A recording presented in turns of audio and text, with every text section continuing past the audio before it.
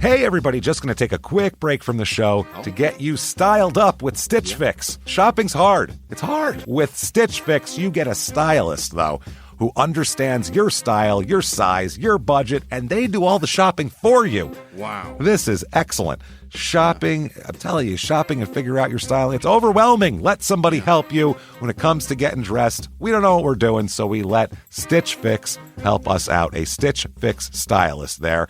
They know what works on us. We get the prices that make us look really good, and it feels good. You get some confidence boost walking around knowing that you're looking decent here. Oh, yeah. Yeah, we just give the stylist our sizes, style, budget preferences.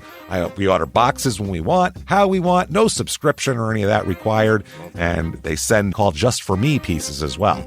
Like, maybe you'd like this, and it's awesome. Outfit recommendations, styling tips. You keep what you love, you send back the rest. It's super easy. Yep. You can do it, and we are doing it because it's excellent. Personal styling for everyone. Get started today at stitchfix.com/STM. That's stitchfix.com/STM. Now back to the show. Hey, everybody, just going to take a quick break from the show and tell you about Noom. Has Noom helped you? I believe it has. Oh, that's got an app. You can do tracking. It's terrific. It does. And Noom builds personal plans that can meet individual needs. That's the thing. Takes into account any dietary restrictions, medical issues, other personal needs. That helps build a plan that works for you. And yes, so I know that you've had your own personalized program here that you've been working on. And it's weight loss This is weight loss results that last. They stick around because you get yourself into a lifestyle change. That's what matters. That's mainly it. You can't just say, I'm going to cut that out for a month and then go back to it. That's not what it is. So I'm glad it's helping you. That's great. And it really does. I like the psychology and biology-based approach here. Yeah. Noom Weight uses psychology. That's why they say losing weight starts with your brain, but it also takes into account your unique biological factors, Jimmy. All of your multitude flora and fauna that goes on inside of you there. Sure. Yeah. Stay focused on what's important to you with Noom's psychology and biology-based approach. Sign up for your trial today at Noom.com, Noom.com here. Based on 3.5-year study of actively engaged Noom users with minimum starting BMI of 25. Individual results may vary. Visit our website for more information. Welch's knows some things make zero sense, like why the algorithm knows your music tastes better than you do. But zero sugar and full flavor? We made that make sense with new Welch's Zero Sugar. All that passion fruit or tropical punch goodness and none of the sugar. You gotta sip it to get it. New Welch's Zero Sugar. Let's fruit stuff up. This week, in St. Robert, Missouri, a wounded, bloody woman drags herself through 6 miles of rugged terrain and snow to tell a horrifying tale of abduction, torture, and multiple cold-blooded killings. Welcome to Small Town Murder.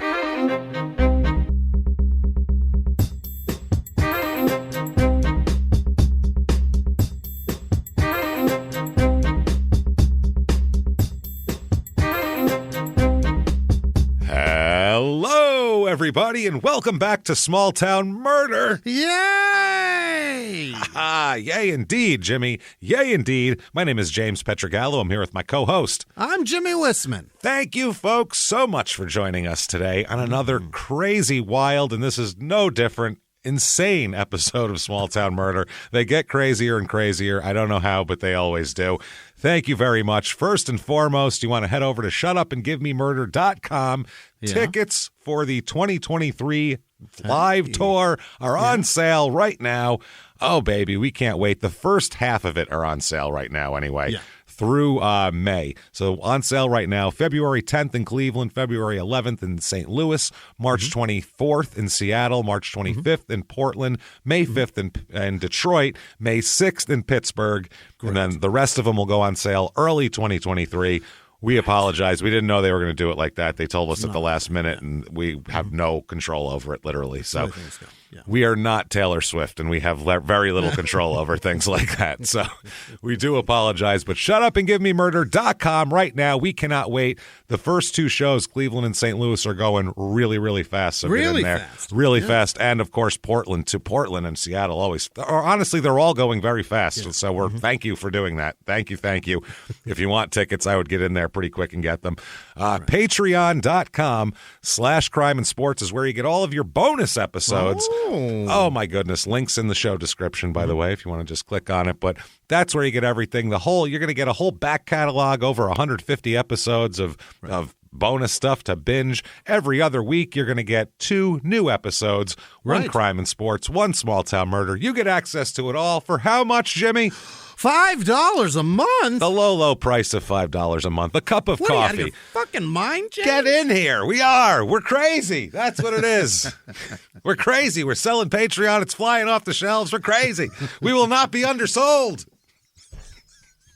That's right. We've turned into crazy muffler shop people. So, or electronics store. It's always the furniture guy now. Yeah, it's a furniture. Yeah, it was an electronic guy in the 80s. Or some shit like that. Yeah, we had Crazy Eddie in New York in the 80s. He was an electronics guy, and he goes, "I'm Crazy Eddie." I don't know. He'd freak out and yell at you. He'd be like, "Holy shit! Okay, I'll buy a TV." That guy doing that though was a marketing genius, because that advertisement made it to the West Coast. It was huge. They didn't even have stores out there, but you knew about it. So you can do that right now. Patreon.com/crime and sports. Get all the bonus stuff. Find out what everybody's talking about there and all the groups and everything. So that said, I think it's time for the disclaimer. Yeah. This is a comedy show. It is. We're definitely comedians, so there's going to be jokes here. But the other thing is the story's 1,000% real. We do heavy research. This is, it's hardcore research. We want it to be the most anal retentive comedy show you've ever heard in your life, and that's what we do. The facts are anal retentive. The comedy is loose, and we have fun with that. But what we don't do, what we go out of our way not to do, is we do not make fun of the victims or the victims' families. Why, James? Because we're assholes. What? But we're not scumbags. That's how that works. So if that sounds good to you, we are going to have a blast, because this is a wild story. If you think true crime and comedy should never, ever, ever, never, ever go together, maybe we're not for you, but maybe we are. I think maybe you should give it a shot. Either way, at this time, I think it's time to sit back, clear the lungs, don't care where you are. In the middle of the grocery store, shout it out in front of the frozen pizzas, "Shut up and give me murder." Let's do this, Jimmy. What do you say? Frozen pizzas. That's right. Stare the Red Baron right in the eye and tell him, "Shut up and give me murder, God damn it." Tell the Dino Nuggets what you want. So let's do this. Let's go on a trip. Right. We shall. We're going all the way to Missouri this week. Oh. Always wild stuff in Missouri, by the way. That's one of our superstar states, I like to call it. It always gives some of the craziest stories. The last one was the Shut Up and Show Me Murder state. Shut up and show me murder. We're going to St. Robert, Missouri. Oh. This is South Central Missouri. You said it like, I've been there many times. Spent a summer there, is how you said that.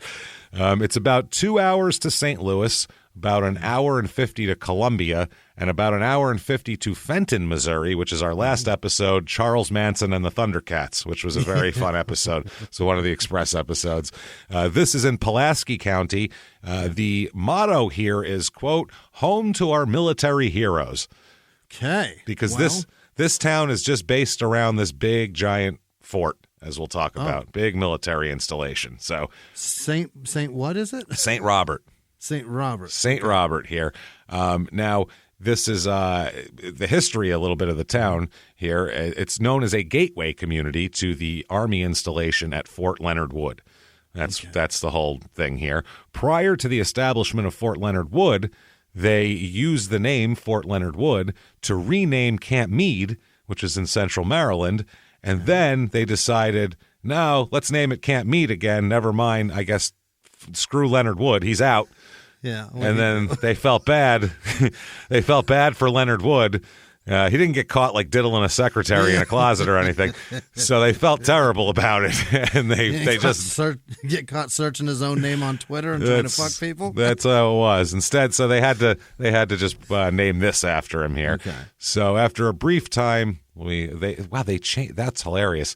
It was named. They took the name off Fort Meade, and then they changed it back because legislators from Pennsylvania, where Meade is from, got pissed off and made a big stink out of it. So they were like, Jesus, sorry, we'll change it back. Good God. So Meade was a person from Pennsylvania? He was a soldier George G. Meade. He was hero of the Battle of Gettysburg. Oh, as a matter of fact. And then he got a lake named after him, and a bunch of stuff, yeah, and some papers, and some stuff, yeah, some all sorts, some papers, and some all sorts of good stuff. Yeah. In 1939, Congress approved the purchase of a 40,000-acre tract of land for a military installation, but they ended up moving that. This is like a move around thing. This fort should have never happened. The name belonged to somebody else. The original plan belonged to another place, and somehow the plan and the name ended up here.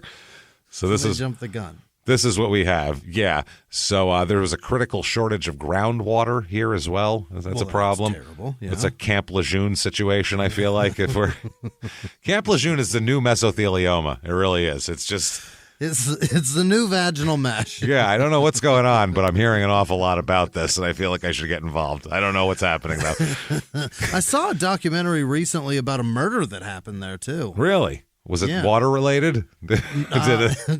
Who knows?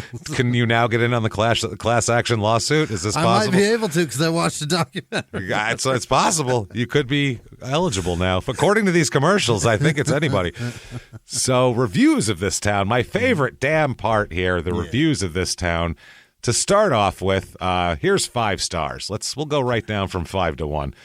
5 stars. St. Robert is a small town right outside of Fort Leonard Wood U.S. Army Base. Well, we knew that already, but thank you for the geography. There is not much to do for entertainment, but it's a great place to raise your family, get your education, bond with your wife and kids, and worship God. Yeah, I feel like you can bond with your wife and kids and worship God literally anywhere. Anywhere. Yeah. I feel like that's an anywhere thing. That tells me there's nothing to do here. I've been in this damn town for 10 years. I ain't bonded with my wife and kids one bit, and I'm worshiping the devil. I think we should move to a nice place where this is all going to change. You're all drifting apart. I just feel it. There's a lot of outdoor recreations like hunting and camping. If I were to change one thing, it would be to get more shopping areas so our family would not have to travel an hour away to find decent shopping diversity. Okay. Well, it's a bonding experience to drive an hour away to go shopping. You're all bonding. That's part of the experience. That might be why it's so bonding around here. It's part of the experience. 4 stars. Great people in this area! ! Yeah. This is where I go to do my shopping and go to eat and just wander around and have a good time with friends. Okay, so people from here go somewhere else to shop, and then people from an even smaller place come here to shop. Think about the bleak shit that person's from. Oh, that's what I mean. The backwater shithole that place must be. There's like a weird leapfrog thing going on to get to the shopping. This is so weird. Wow. It's not diverse enough. Well, somebody, you ever heard the phrase, one man's trash? This man loves your trash. They're it's like, his treasure. I wish there was somewhere to go out and eat and shop, and this person's like, I go there for the eating and shopping. Beats my Perhaps that person needs to tell the first guy where it's at. That's what I mean. Maybe they just don't know. That's possible. So this is where I go to do my shopping and go out to eat and just wander around and have a good time with friends. On the outskirts of St. Robert's, there's a watchtower that a lot of people climb to see the beautiful view from up top. What is this, Dazed and Confused? That's something to... Watchtower or water tower? Is there a watchtower? They say watchtower. I mean, it might be an abandoned watchtower. Yeah. Probably not. It's probably federal property, I assume, but kids are climbing it. Oh, I'll be climbing it. You're going to finger each other up there and smoke joints and stuff. Yeah. So probably not allowed. No, I doubt that. Yeah. In the town, there is an amazing local ice cream shop called I Love Ice Cream, and I absolutely recommend the Superman ice cream. It is my absolute favorite, 4 exclamation points. A lot of enthusiasm for the Superman ice cream. Highly recommended.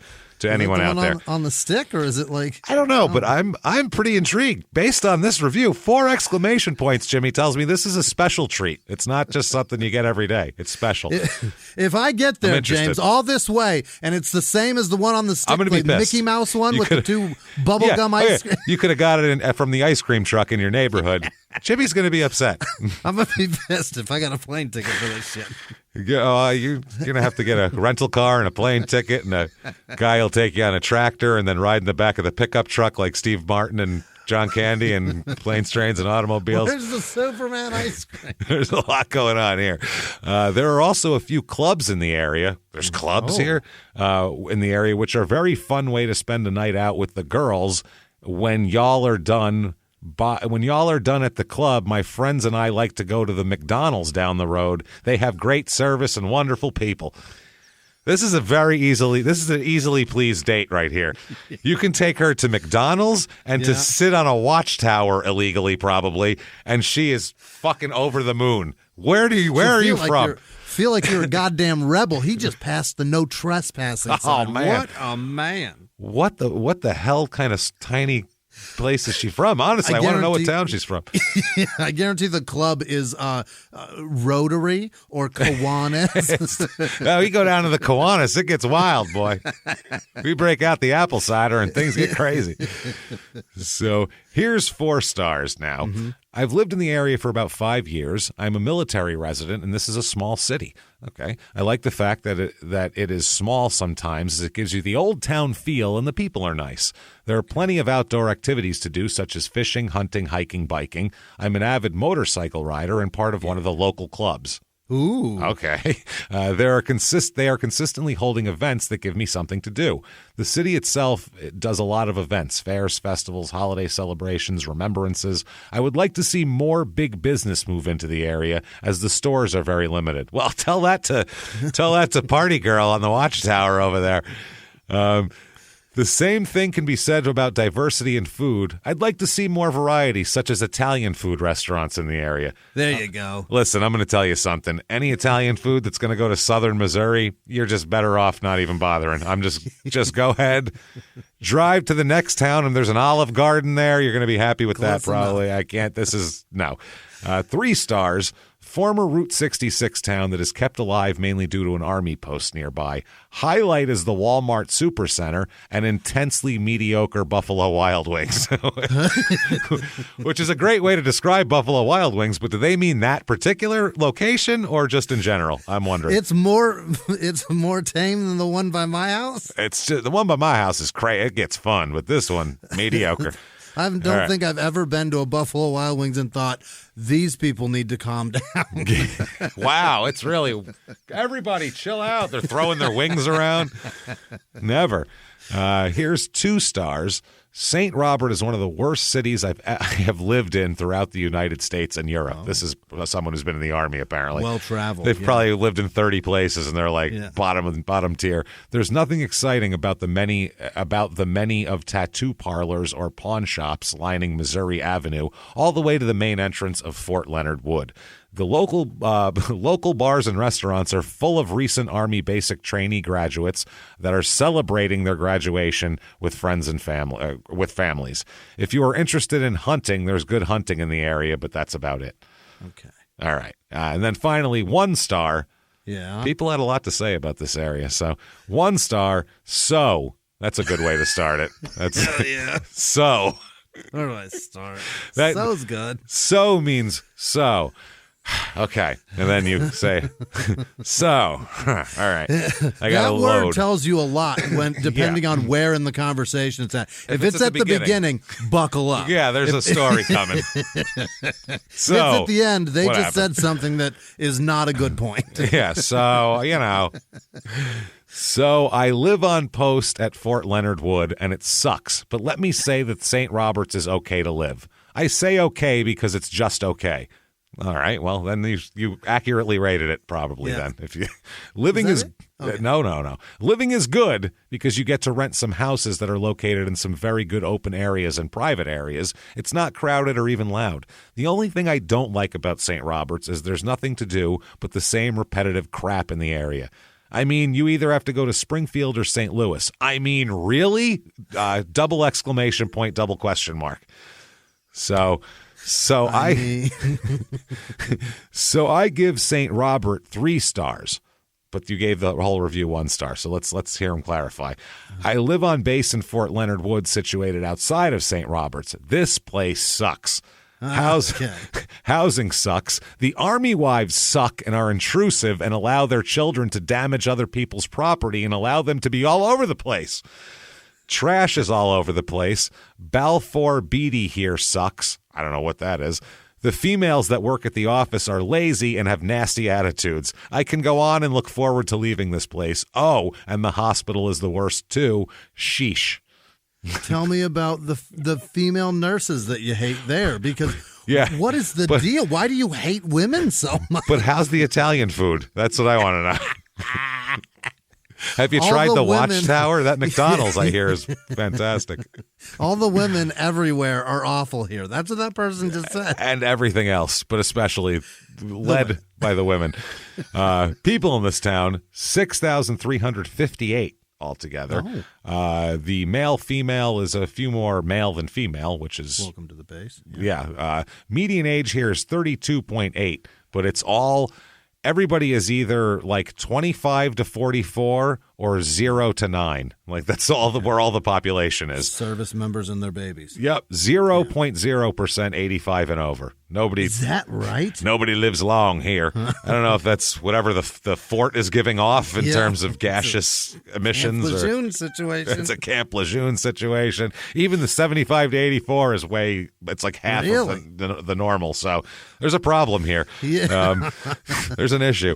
57% are married here. It's military people, a lot of them. That makes sense. A lot of people, also a lot of children, a lot of single with children you got here. Race of this town, it's pretty mixed up because it's the Army, so there's a lot here. 54.5% white, 15.7% black, 5.6% Asian, 17.5% Hispanic. So very mixed. Good on you, here. Army, getting everybody. It's an open. You can just sign up. So you tend to just get everybody because everybody's. They go, everybody's welcome, and people go, all right, and they just go sign up. I don't think they're recruiting bodies. I don't think they're looking for diversity necessarily. These are people who wanted to do this. So religion, it's actually lower than normal. 38% religious, which is way lower than the rest of Missouri. But still, leading the way is going to be 24% of the people here are Baptist, as we know. Baptists are the Catholics of the South, as we know, obviously. And the politics here in the county, Pulaski County, 25.9% of the people voted Democratic, 71.5% Republican, 2.6% Independent. In the last election, the economy here, the unemployment rate is pretty low. That's because most of the people are employed by the Army, so that's why they're there. Yeah. They're there because they have a job. The median household income here, though, is $47,944 a month, which is a little bit lower than the national average, but the cost of living is pretty low, too. Right. 100 is average. Here it's 78. The housing is the median home cost here, $159,200 a month, which is much lower than the national average. And if we've convinced you, damn it, this is the only place for you. We have for you. You want to sign up for the Army. This is what you're in for here. We have for you the St. Robert, Missouri Real Estate Report.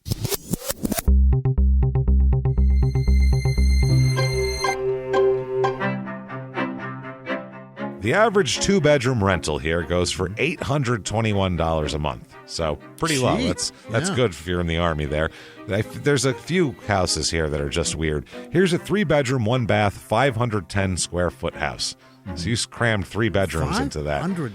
That's impossible. Yeah, it's completely gutted on the inside. There's no walls. There's just new doors leaned up against the wall that aren't installed. They started renovating it, did all the demo, brought in some drywall and doors, and then went, fuck it, just sell it. This is ridiculous.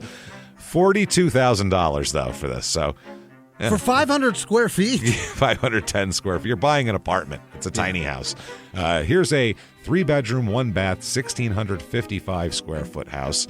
It is It's pretty shitty. I'm not going to lie to you. It's bad. It's bad.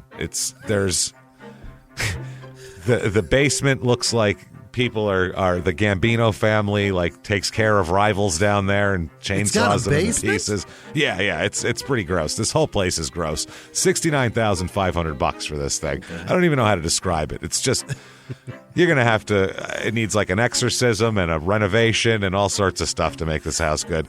Do you think they're including the basement in the 1,600 square feet? They've got to be, right? Yeah. It all. It's if it's livable, not if it's not livable. If it's finished. Right. So here's another one here: 4-bedroom, 4-bath, T-bowl for all the b-holes here. That's good, and it's 3,226 square feet. So good size, good chunky house there. It looks like an Arizona house, particle board. Roof with the window above the door, one of those. It's pretty standard. What color mud is your house, that kind of thing? Standard track housing type situation here. $329,500. Jesus. Clean, nice, nothing nothing special or anything like that. Yeah. So things to do here. This is special. This is something special. The Pulaski County Regional Fair. Hey. Holy shit, let's do it. The carnival rides brought to you by PBJ Happy Day Shows. Happy Day Shows with 2 E's, happy. No charge for attendees to get into the carnival and vendor areas. You only get charged if you're going to do some some shit. The rides or eat some food. Yeah, the other free events are the Queen Pageant, gotta have one of those. Bands, the 4-H and FFA events, the horticulture and livestock shows, the dog show, and of course the cornhole contest. Who cornholes the best? So you can enter your dog in the dog show, $10 registration. You can win up to $200 for best in show. So music is here. Holy shit, the Heat Cats are playing. Shit. They're playing, so it's a 9-piece brass band. Is that the horns? Yeah. Yeah, it's horns and trumpets and shit. It's a jazz band.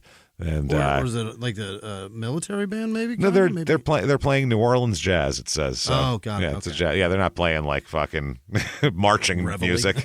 Yeah. Hey, this is fun. This is great. I'm gonna get some more fried dough, kids. You want anything? Want a corn dog? This is just fucking awesome. You want to dance, baby? This is fun. This is a dance under the stars. This is what we should be doing. Isn't that what they play when they put the soldier down? That's what I mean. Cornhole, ATV rodeo, which that I want to know more about that. I want details about the ATV. Are you roping another guy on an ATV? That's what I'm saying. What's going on here? On this thing? I hope you're roping another guy because that would be hilarious to just yank him right off his four-wheeler as it keeps driving. Put a kid on a 90 and chase him. That'd be amazing. And then there's bull riding if you're not interested in that. There's also the Hogs and Frogs Festival. What is that? I have no idea. There's a hog and frog cooking contest. I don't know what that is. Power Wheels drag racing. I can't figure out what this event is. That's when they put big motors on those little cars. There's something to do with motorcycles involved in it, and there's a cornhole tournament as well, of course. So may as well throw the bags. Toss them bags. Crime rate in this town. Don't call it cornholing. That's another thing, by the way. It's just too much. I know what it is. I know it's the bag, but come on. But that's got to be why they do it. That's why they got to call it that, right? Why else would they call it that? It's got to be the first person that threw him was like, kind of looks like an asshole, like a cornhole. Know what I mean? Yeah, I mean, I guess there's corn holes that you put corn into, and that's what it would be. But at the same time, we decided that cornholing is a different procedure. Society, language has moved past that and taken it over. Yeah, and when your sport was invented post Urban Dictionary, maybe check it out first. Yeah, run that word across the internet and see if it works. Fuck. So crime Haven't rate. You seen Office Space? He told him, watch your cornhole. Bud. Watch your cornhole, bud. That's what I mean. It's in the lexicon. That was 25 years ago. Yeah, that was 98, 99. If someone said I got cornholed last night, you go, oh no, I'm sorry, Jesus, what happened? It's not good. The cops. Yeah, fuck. Property crime is almost 3 times the national average. So high. That includes like drunken stupidity. Sure. So a lot of And soldiers, you got young service guys, members, forget it. You're gonna get some drunken, disorderly conducts and shit like that. Violent crime here, though, murder, rape, robbery, and assault, the Mount Rushmore of crime, is also slightly high, but not too high. But that could be fighting in the streets. That's what I was going to say. That and comes also from the egos, the drunk egos of service members. Also, domestic violence when you get a lot of, testosterone guys who come home. Well, yeah, testosterone guys who come home from the bar shit-faced is what I'm getting at. So that said, let's talk about a murder. What do you say, Jimmy? All right, let's do. There's several murders because this is fucking raunchy. Okay. Let's get into this. It is the morning of January the 13th, 1977. Oh, long time. Yeah, long time ago. So back in the time machine, baby. Back to the peak murder time, really, the late 70s. 46 years ago, yeah. Yeah, this is serial killer mecca here. This is where it all is. Serial killer Xanadu is the 70s. That's what I like to call it Real grind. from now on. So this morning, it's been snowing all night. There's been about 8 inches of snow has fallen. Yeah, you forget it snows right there. Yeah, people always think they go down south because it's warm. And it's not warm. It's warm in the summer. It's 105 and humid in the summer, but in the winter, it's fucking freezing. So there's no good weather there. That's the thing. They get ice storms, for Christ's sake. Yeah. You ever been to Atlanta? Go in July, then go in January, and you'll go, how is it the hottest and coldest place on Earth at the same time? How does that work? How does this place exist? How is it with a wind chill of -4 all the time in the winter? So January 13th, though, 77, early morning, a telephone call is made from a residence to the Troop 1 at one of the base camps around there, which is a police station in Rolla, nearby town. So they sent a guy down there, sent the trooper on down there. He'll be Sheriff King, this guy, J.B. King. They send him down there, and he said that they sent him down there, quote, to find out what was going on with some runaways. Oh. Meaning, I guess there's some teenagers that ran away, and something's going on with some runaways. Okay. So we don't know if they've been caught or if we need to report on them. Yeah. Just go up there and find out what's going on with them. Go up there, find out what's going on from these people. Okay. This phone caller wasn't real clear and shit's weird, so just head on out there. Heard runaway. Head on up. Yep, and he says, he was sent down there to find out what was going on with the runaways, quote, and I walked into a nightmare. It was not runaways. Oh, JB. Oh, JB. He ends up finding, pulling up in a car, as we'll find out, is a young lady, gets out of the car. She's 18 years old. Her name's Juanita Ann Deckard, Deckard. Yeah. And the cop says, quote, she had walked about 6 miles over some of the roughest terrain you can imagine with wounds from a .45 caliber weapon. Oh, boy. 6 miles in the middle of the night in the freezing cold while it snows 8 inches. Not grazed? Actually shot? No, she's got holes in her, 45 oh my God. Holes. He goes on to say she had 2 gunshot wounds at the time, but from what she told me, I knew we needed some answers quick. Her gunshot wounds were not critical wounds, and so I questioned her. I think any .45 caliber wounds are critical wounds. I get that it's not, life-threatening is another term, but let's go with critical because this woman's shot with a high-caliber handgun. I mean, I guess if you've been able to somehow crawl over 6 miles of snowy, rugged terrain, you're not dying, clearly. You've got some constitution left in you a little bit. But certainly needs a doctor. That's honestly one of the craziest tales of human survival I've ever heard. Somebody with 2 45 wounds walking 6 miles in the middle of the night. After you hear what she's been through, you're going to go, holy shit. How do you not just lay down in the snow and say, fuck it, take me? You have to assume whoever shot her 2 times thought she was dead because that's a giant gun. That's a giant gun, absolutely. Yeah. And runaways, too, we heard plural. So there's way more people in this story. Oh, boy. Hey, Hey, everybody, just going to take a quick break from the show to tell you about the safest sponsor ever, Simply Safe. Absolutely. These people will keep you safe. It's amazing. You know that every 26 seconds a burglary takes place in the United States, according to the FBI. That means that by the time this podcast is over, dozens and dozens of homes will have been targeted, ransacked. God knows what happens here. So protect your home before it's too late with Simply Safe proactive security system. Simply Safe helps stop threats before they even have a chance to break in. Named Best Home Security System by U.S. News and World Report 5 years in a row. And by us for about the last 8 years as well. If you trust us, believe me, you want Simply Safe. So visit simplysafe.com/small to claim 50% off a new system with professional monitoring plan and your first month free. That's simplysafe.com/small. There's no safe like Simply Safe. Now back to the show. This show, Small Town Murder, is brought to you by BetterHelp. Get yourself some therapy, everybody. Honestly, here. We often hear about, red flags that you should avoid. Hey, that's a lot of a thing. It's become a real phrase now, real cliche. Yeah. But why don't you focus also, you look at like green flags in friends and partners. Look for good things as well. Right. And maybe you're not sure what that looks like, though. Therapy can help you figure that out. What are positive things? What are the green flags? And then you can practice them in your relationship. It's absolutely a fact. And so, honestly, we absolutely are huge advocates for this. It really, really helps. BetterHelp is fully online, making therapy affordable. It's convenient. They serve over 5 million people worldwide. You can access a diverse network of more than 30,000 credentialed therapists, wide ranges of specialties there. Here's the coolest part.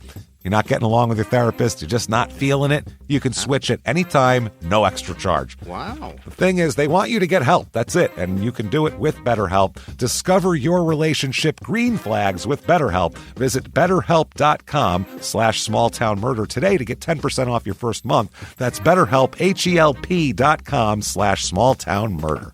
Now back to the show. So King says that, he gets some information from her as he gets it. He's going back to his car and he's radioing it in to the fort. He takes like a couple of sentences from her, says, hold on a minute, runs over here, radios that information in because we have a real fluid situation here.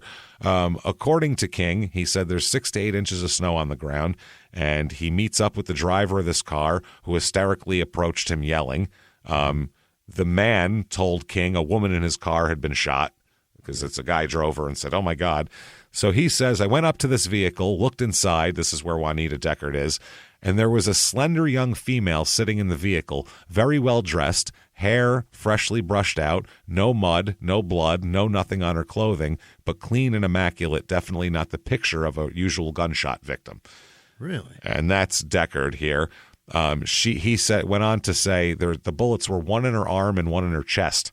Oh, and that's not critical? She got hit in the chest with a .45, Jimmy, and they're like, you'll be all right.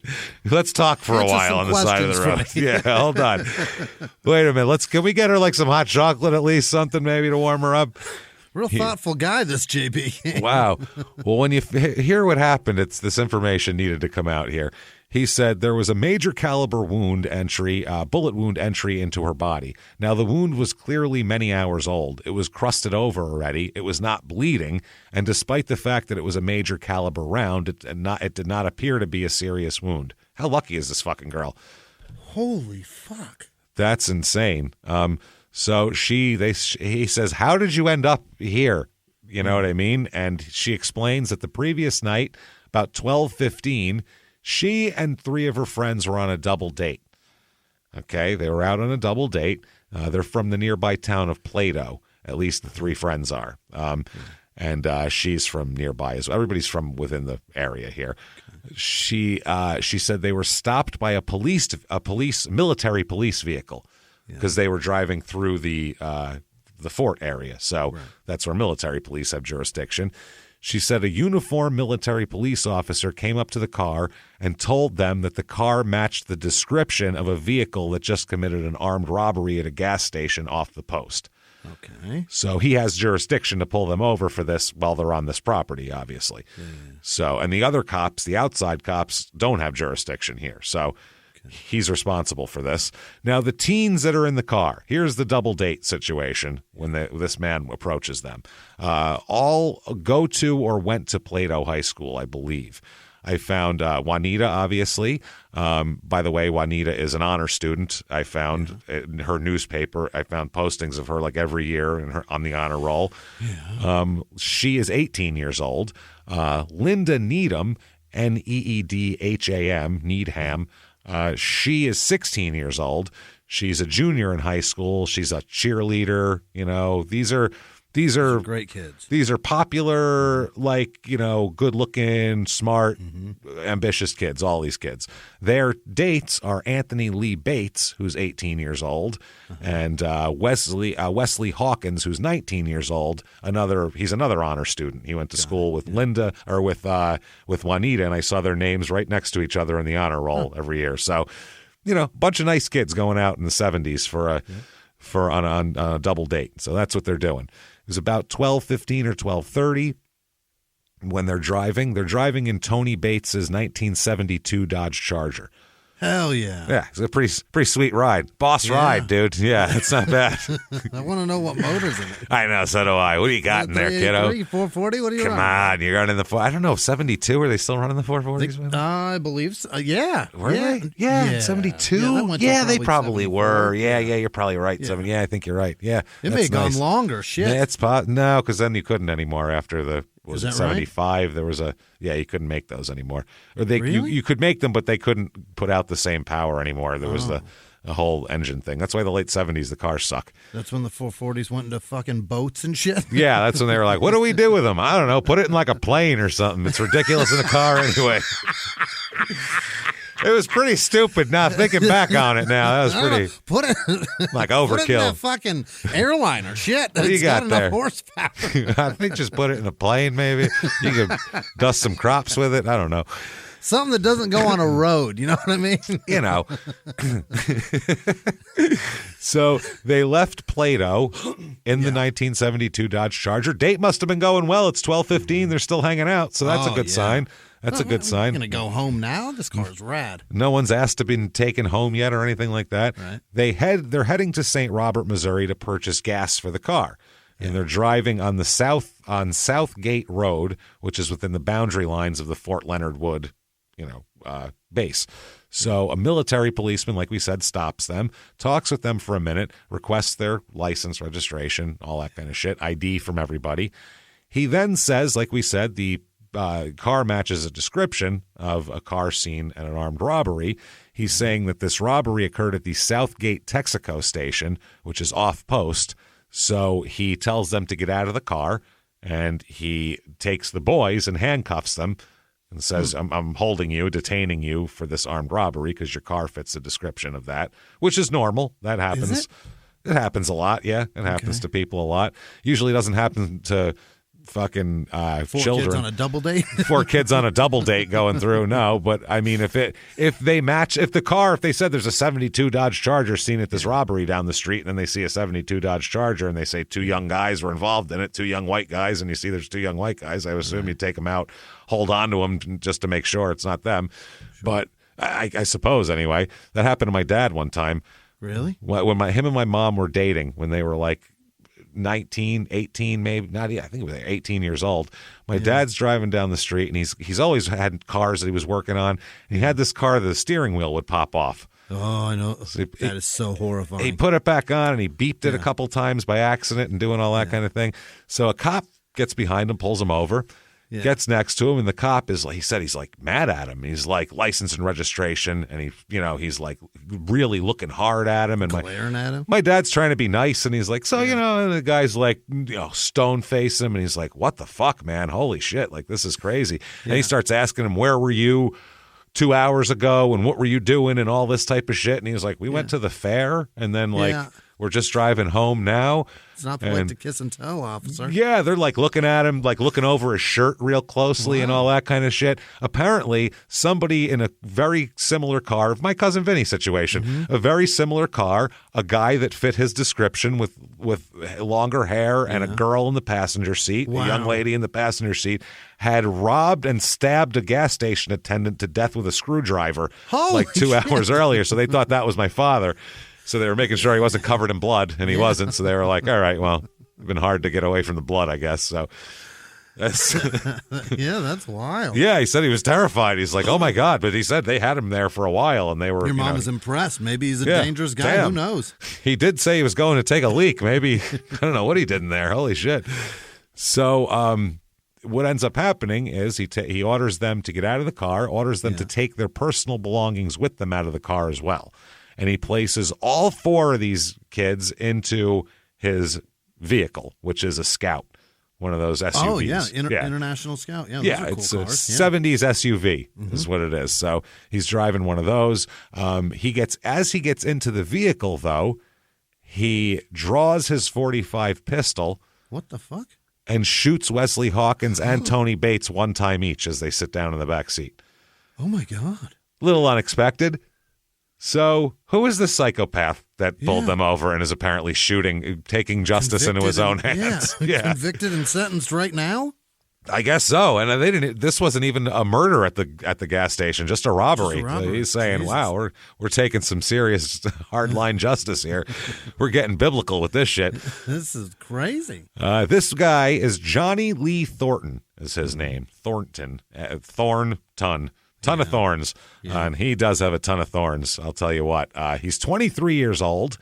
He was a volunteer, volunteered to join the Army, and became a part of the military police, which was his goal. Joining the Army was to be an MP. Which he wants to police the people that police the world, which is weird. That's ego. Yeah, Jesus. It's not a. If you talk to soldiers, they wouldn't be like, nobody really joins and says, I want to be an MP. That's not really. That's usually like last ditch effort, right? So I don't know. I don't know. I'm not going to get involved in that. I have no idea. I don't know. Maybe. Who the fuck wants that? I have a feeling someone will write us and tell us. I have a feeling by the end of this they will. Somebody, by the way, got mad at our West Virginia Express episode last week. I was very upset by it, and we're kidding. This is a comedy show. We're roasting every town. Listen to Fishkill, New York. I went to high school there, lived there. Absolutely decimated the place in that episode. It's just for fun. Calm down. It's nothing personal. We're not saying you're making it a shithole. It's just for fun. So yeah, I didn't walk into your living room and piss on your couch. Calm down. Just having a good time. So he trained at Fort Leonard Wood and at Fort McClellan also.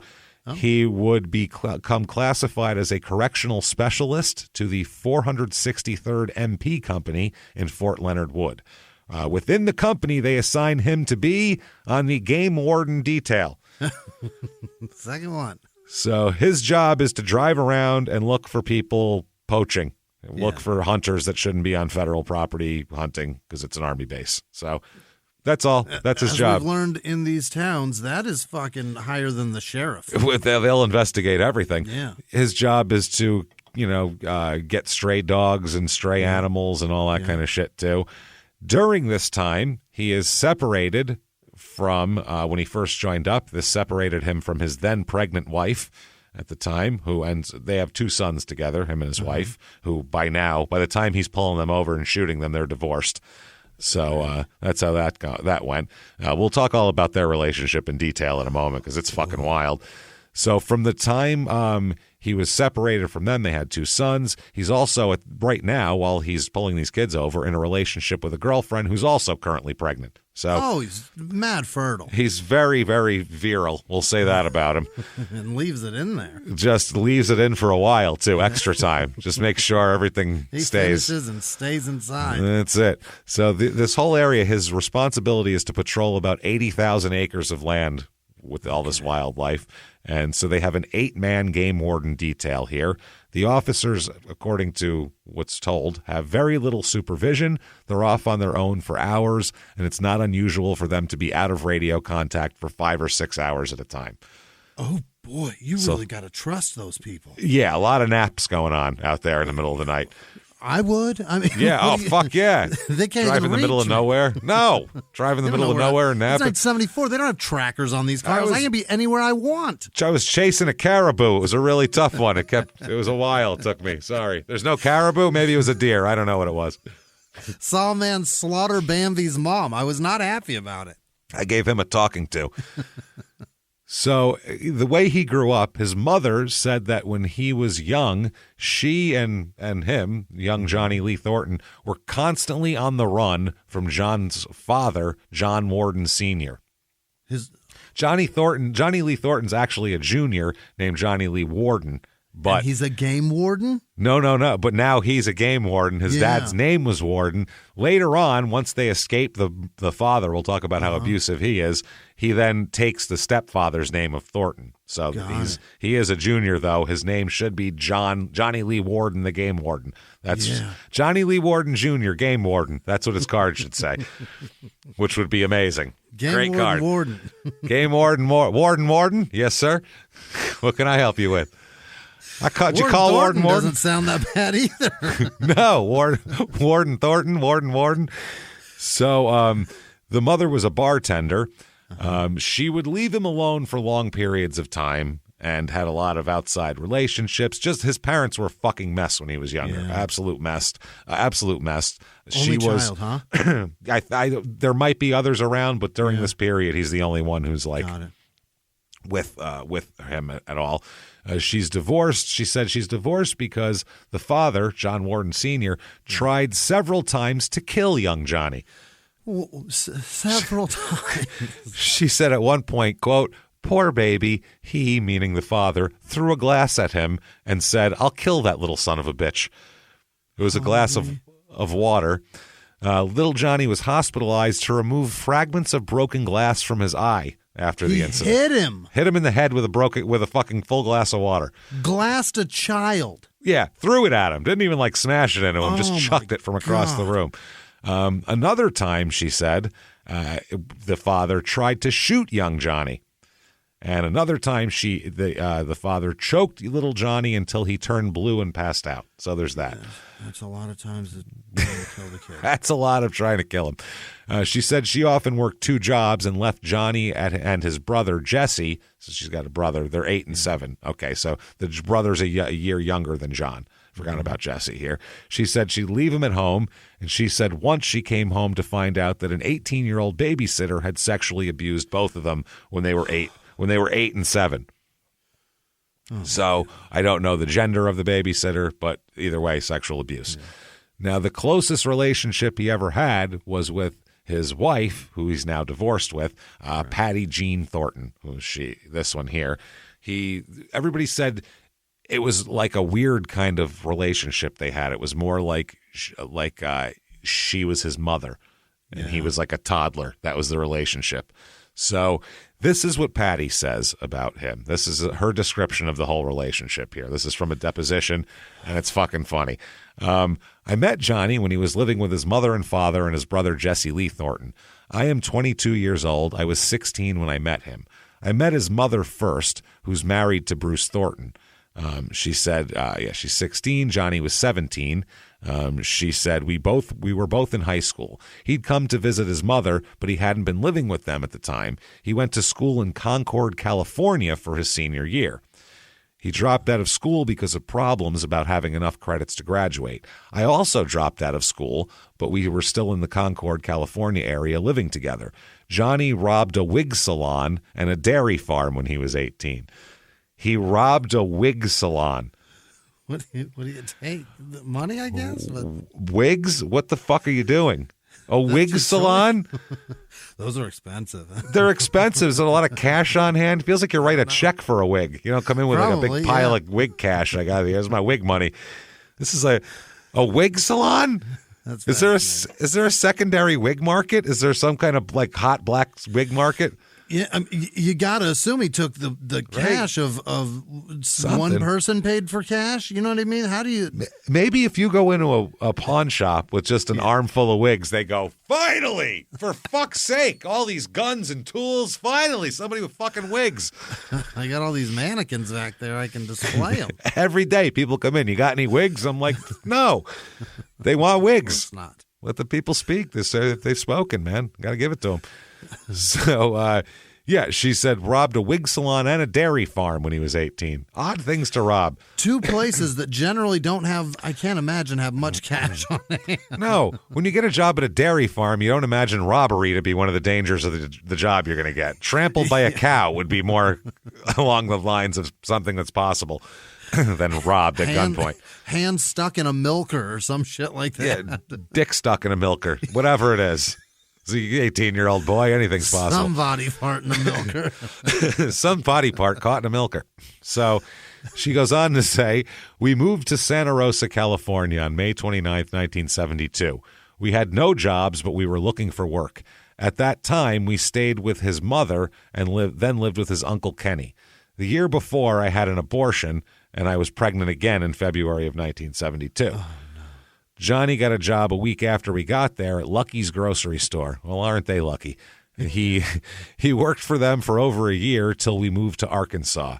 He didn't have any difficulties with his job, no sickness or illness. I worked too. We lived with Kenny and Rose for 2 months. In December 1973, we all moved to Arkansas. What a great idea. The problems with Mother were minor. She wanted Johnny to leave me. Johnny got a job at a grocery store and worked for 1 month, and then he went to work for the IGA. He gave no reason for leaving. He worked for IGA, which I think is another grocery store. Yep. Until 1974. We lived with Kenny and Rose until we got a place of our own. We loaned money to his parents, $20 now and then. Johnny had started working for Safeway. He is a grocery whore. Yeah, He'll go anywhere. They pay money, man. He knows the game, man. Yeah. It was a better paying job. Johnny had no problems with his work and had an increase in salary. Johnny joined the Army around May of 1975.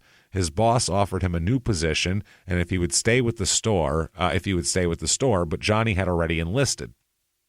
After Michael was born, which is their son, Johnny thought Michael wasn't his, but later apologized for this.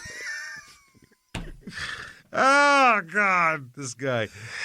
Later, I'm sorry I said you was fucking my friend. I apologize. That wasn't nice of me to do. I'm really sorry. I didn't realize I said that out loud. I'm so man, sorry. Jesus Christ. I looked at him. I was like, he don't look nothing like me. And I thought, man, that sounded loud in my head because I said it out loud. I thought maybe my voice echoed in there, but you know how it I'm is. really sorry. I didn't mean I to apologize. say that at your mom's house. I didn't mean to say it at your sister's wedding. It wasn't even an objection, so it was the wrong time to voice it as well. I just shouldn't have stood up in front of everyone you've ever known and told them that right then.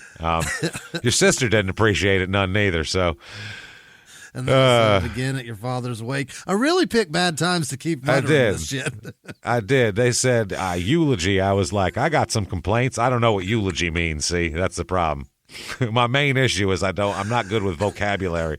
You and I guess the rest of it is from apology. So you need to apologize to me because that is not my kid. I thought it was like a confession, a eulogy. Like that means to confess your sins before the dead. You know what I mean? They could take them up to God and try to get them solved for you.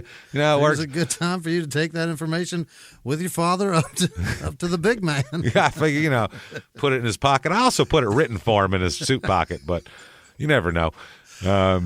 So later apologized. later apologized for this. I love the way she fucking phrased it too. He was making $600 a month, and I was making $250 a month. Which in the early 70s, $850 a month, do it. Yeah. You can get scrape by with that, especially in an area like Arkansas. It's it's a little less expensive. I had to stop work before the baby was born. Me and Johnny had a fight about this, and he was going to send me back to my father in California. But he didn't get violent. And then there was a turning point in our relationship. He wasn't able to communicate with me, nor with me with him about our problems. I went back to California because of non-support in a mental sort of way. Michael was born in September 1975. Johnny had been refusing to marry me for quite some time, but I later agreed to marry him. Huh? What? We'll talk about the tables turning. After I had left him and went back to California. Now that I'm gone, I see we should be married. Johnny was still working at the Safeway company and having no illness while living in Russellville, Arkansas. My younger sister was living with us. He was proud to have the baby and stood up to his mother. In April 1975, he told his mother to stay out of our lives, and she did with no animosity. The mother was telling them that they should break up. She didn't like them as a couple, even though they had a child together and got married. So, listen, yeah, and they're married with a baby. They're figuring it out, and they've got a baby. What do you want Leave them them to alone. do? Yeah, no, you two should be apart. Make it more Leave difficult. her. She's dragging you down. Go to college. Send her away with the baby. Fucking send her back to her daddy. She stayed away for a while. Later, she came back to visit us for about 6 days before I left for California. Johnny was going on duty May 13th, 1975. He was working at the store, and we agreed, but his mother didn't like it. But she didn't say much. It was me and Johnny's idea for me to go to California until he got a permanent location. He knew he was going to be an MP when he went into basic training at Fort Leonard Wood, then to Fort McClellan, Alabama, for more training. The next time I saw him was the Little Rock Airport in Arkansas. Oh, boy, where magic happens. We've all had this situation. Oh, we've all had the big the big reunion at the Little Rock Airport. Everybody's had it. We've all had it. You know what it's like. It's passionate. Oftentimes when you and I, whenever we have road trips down south, I'll see you at Little Rock. We meet there. There. There are direct flights to where we're going, but we say let's meet in Arkansas just to have a good hug, and then we'll get on a flight to where we're going together. Then we'll get on a little plane from there, going together to our, and then when we leave and go back, we do the same thing going home. Yeah. And then when we leave the airport, we both say to each other, "We'll always have Little Rock." We'll always have Little Rock. Then we drive away in a motorcycle and a sidecar. Like fucking goofballs, because that's make us not as much sense. So I sees her there. He'd been assigned to Fort Leonard Wood starting in September 1975. In October 1975, we moved into a house. I was pregnant again in 1976, and again Johnny wanted me to have an abortion. He said we had a baby and didn't need another. Already got one. House, baby, car. Check, check, check. Fuck you want now? Jesus Christ. The baby's not like a barbecue grill. Nope, have one already. I don't know are you getting rid of the first one? Well, I don't know then. I don't want two.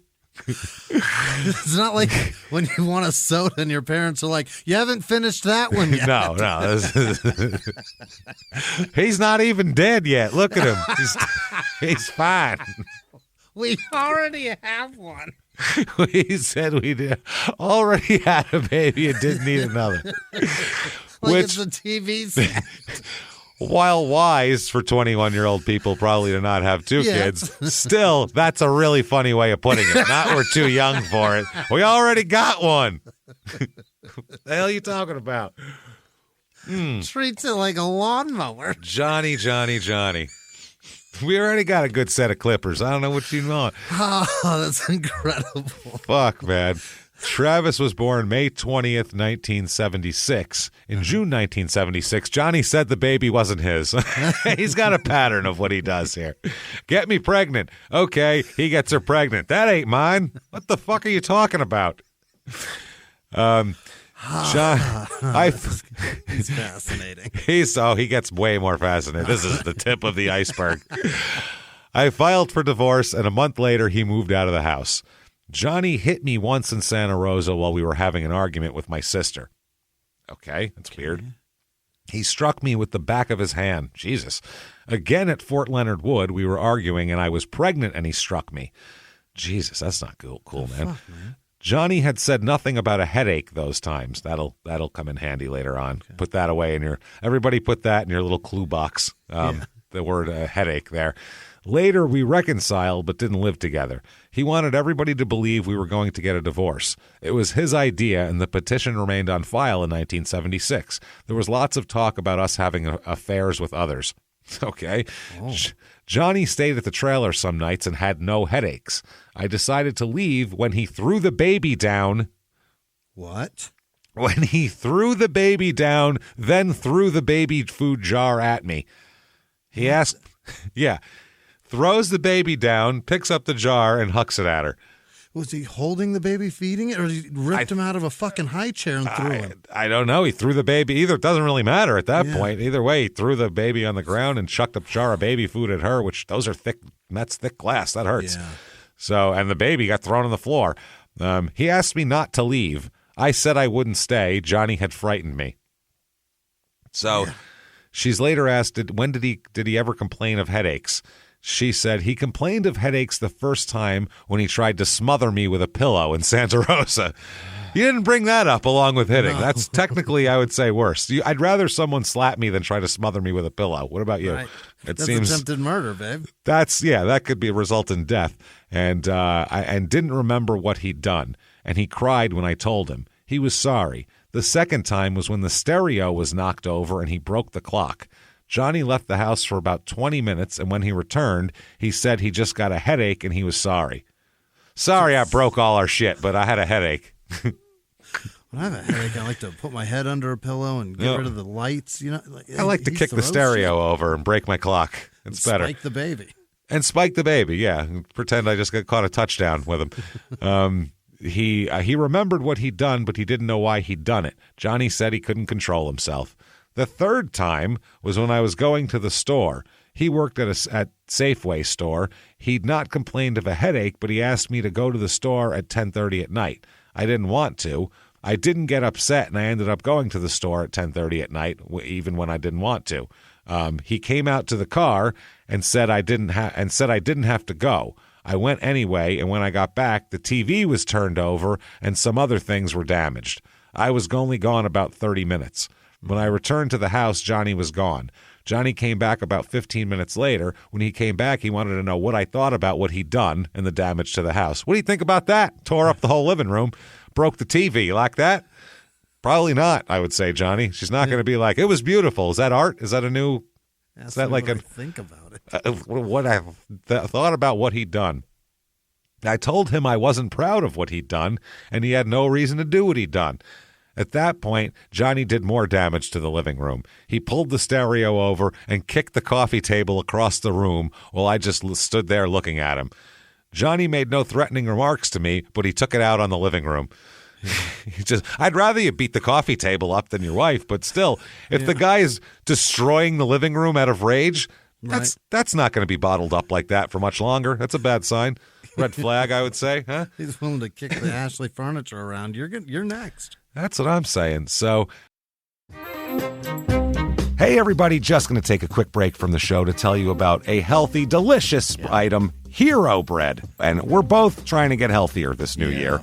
Jimmy had a eye-opening doctor's appointment and things like that. So we're trying to get healthier, and I'm telling you right now, this Hero Bread is a good step in this direction. It's delicious, and it is really good for you, and it's really excellent. They have the sliced bread is good, the bagels, the tortillas. I know you've been they're terrific. Ranting about the tortillas. They're so good. With Hero Bread, you can focus on your health goals and still indulge in the soft, fluffy experience you love, but guilt-free. I really love the little Hawaiian rolls, too. Yeah. They're so good. They're so good. The Hawaiian rolls, they're legit. They're fluffy. Yeah. They're exactly how you want them to be. You'd never know it's low-carb and high-fiber bread from the texture. You get the soft, fluffy experience you know and love with your savory breakfast sandwich, late-night grilled cheese, Taco Tuesday. Do it. No compromises, just flavor, ultra-low net carbs, 0 grams of sugar, high in fiber. It's fantastic. Hero Bread is offering 10% off your order. Go to hero.co and use the code SmallTownMurder at checkout. That's SmallTownMurder at HERO.co. And now back to the show. Hey, everybody, just going to take a quick break from the show and tell you all sorts of good stuff about Chime. That's what I'm talking about. There's so many extra fees you have to pay in life. Everything. You go to the airline, there's an extra ticket on that. There's extra fee on your, every fees and fees, hotels, fees, all this type of stuff. We're trying to make progress, and the next thing you know, here comes another fee coming at you, and it's more money than you expected, and your whole math is thrown off, and it's awful. Learn more at chime.com/smalltownmurder. Chime is great with that stuff. I mean, you can't beat if your things are a little tight, especially around the holidays or after the holidays. Yeah. You need that money a couple days early, or you go grocery shopping. You got a car payment due. There's so many things that don't cross over exactly how you want them to cross over. Make progress toward a better financial future with Chime. Open your account in 2 minutes at chime.com/smalltownmurder. That's chime.com/smalltownmurder. Feels like progress. Banking services and debit cards provided by Bancorp Bank N.A. or Stride Bank N.A., members FDIC. Spot me eligibility requirements and overdraft limits apply. Boosts are available to eligible Chime members enrolled in Spot Me and are subject to monthly limits. Timing depends on submission of payment file. Fees apply at out-of-network ATMs. And now back to the show. That is wild. The next day, he mentioned a headache. I don't know if he had apologized or not. He thought he should go see a doctor. He said he didn't know why he did these things. Johnny went to a hospital for poison ivy. It was when he was in basic training, and once for an ingrown toenail. Neither of those things are hospital worthy, probably, for the most part, but lotion and some fucking nail clippers, man. Come on, work it out. The last time he got violent was about the baby. He threw the jar at me. He made no comment and no complaint of a headache. They asked him, does Johnny drink? She said Johnny occasionally drank something in his Coke, but he didn't drink beer and he didn't drink to excess. He exercised with barbells, but he never complained about headaches or bright lights hurting his eyes. Johnny never discussed his work. Johnny discussed his work. I'm sorry, not never. He did discuss his work. He was happy with his work, and he never complained about the Army. Johnny told me why he works so much overtime. So they said, did you ever have occasion to become upset about Playboy magazines? Oh, he's a tugger? Oh, well, wait till you hear to the extent he tugs. I've never heard of tugging to this extent before. We've heard a lot of serial killer talk. We've heard a lot of tales of jerking past, and this is remarkable. Like Ted Bundy would go, Jesus, bro, calm it down. What kind of sex drive do you have, you fucking he loves tugging, lunatic? Huh? She says, yes, they had occasion to become upset about Playboy magazines. She said, we lived... that part's not in here. She said, we lived at Waynesville. I did, but Johnny did not. Something about working here. Johnny was angry and just took it out on the furniture. Okay, there's that. Tried to smother me with a pillow. I felt she said the first time when he tried to smother me with a pillow, I felt there'd been a change in his feelings toward me. Well, yeah. I thought he liked me, then he wanted to kill me. So I feel like there was a change there. Generally, that leans into hate there, and resentment. Something like you that. Know what I mean? Yeah, a little bit. She said, I talked to him, and after I left, I got letters from him. Johnny said he was planning on coming to get me and the children.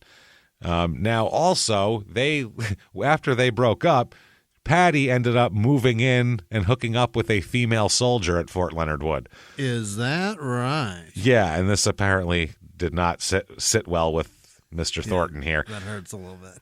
They said she had a love affair with a female soldier who was stationed there. Now, he also had, after that, an affair with a female soldier as well. Okay. The soldier was a divorced mother of a 6-year-old boy, and she reminded him of his mother.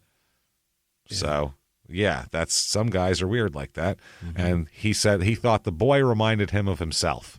So he wanted to somehow control. What's the psychology there? Okay, there's my mom and there's me. Let me put this the right way. You know what I mean? Hover over this situation, and correct all the wrongs. It's fucking weird. Apparently, he said that this caused outbursts in him and brought up Dating some weird old feelings. Thornton had told her that something snapped when Thornton watched the female soldier discipline her son. He lost it and fucking was attacked her for disciplining her son. Like, don't you be mean to him because that's me. You leave me alone when she's yelling at her kid like that. Yeah, it's fucking weird. Now that's who we're dealing with here. Johnny Thornton's a weird guy. Wow. Old Johnny Lee's a strange guy. Yeah. So that night, when he stops these kids, he has them pulled over. If we remember, he puts them in a Scout. He shoots both boys, and he's got the girl sitting there in a car.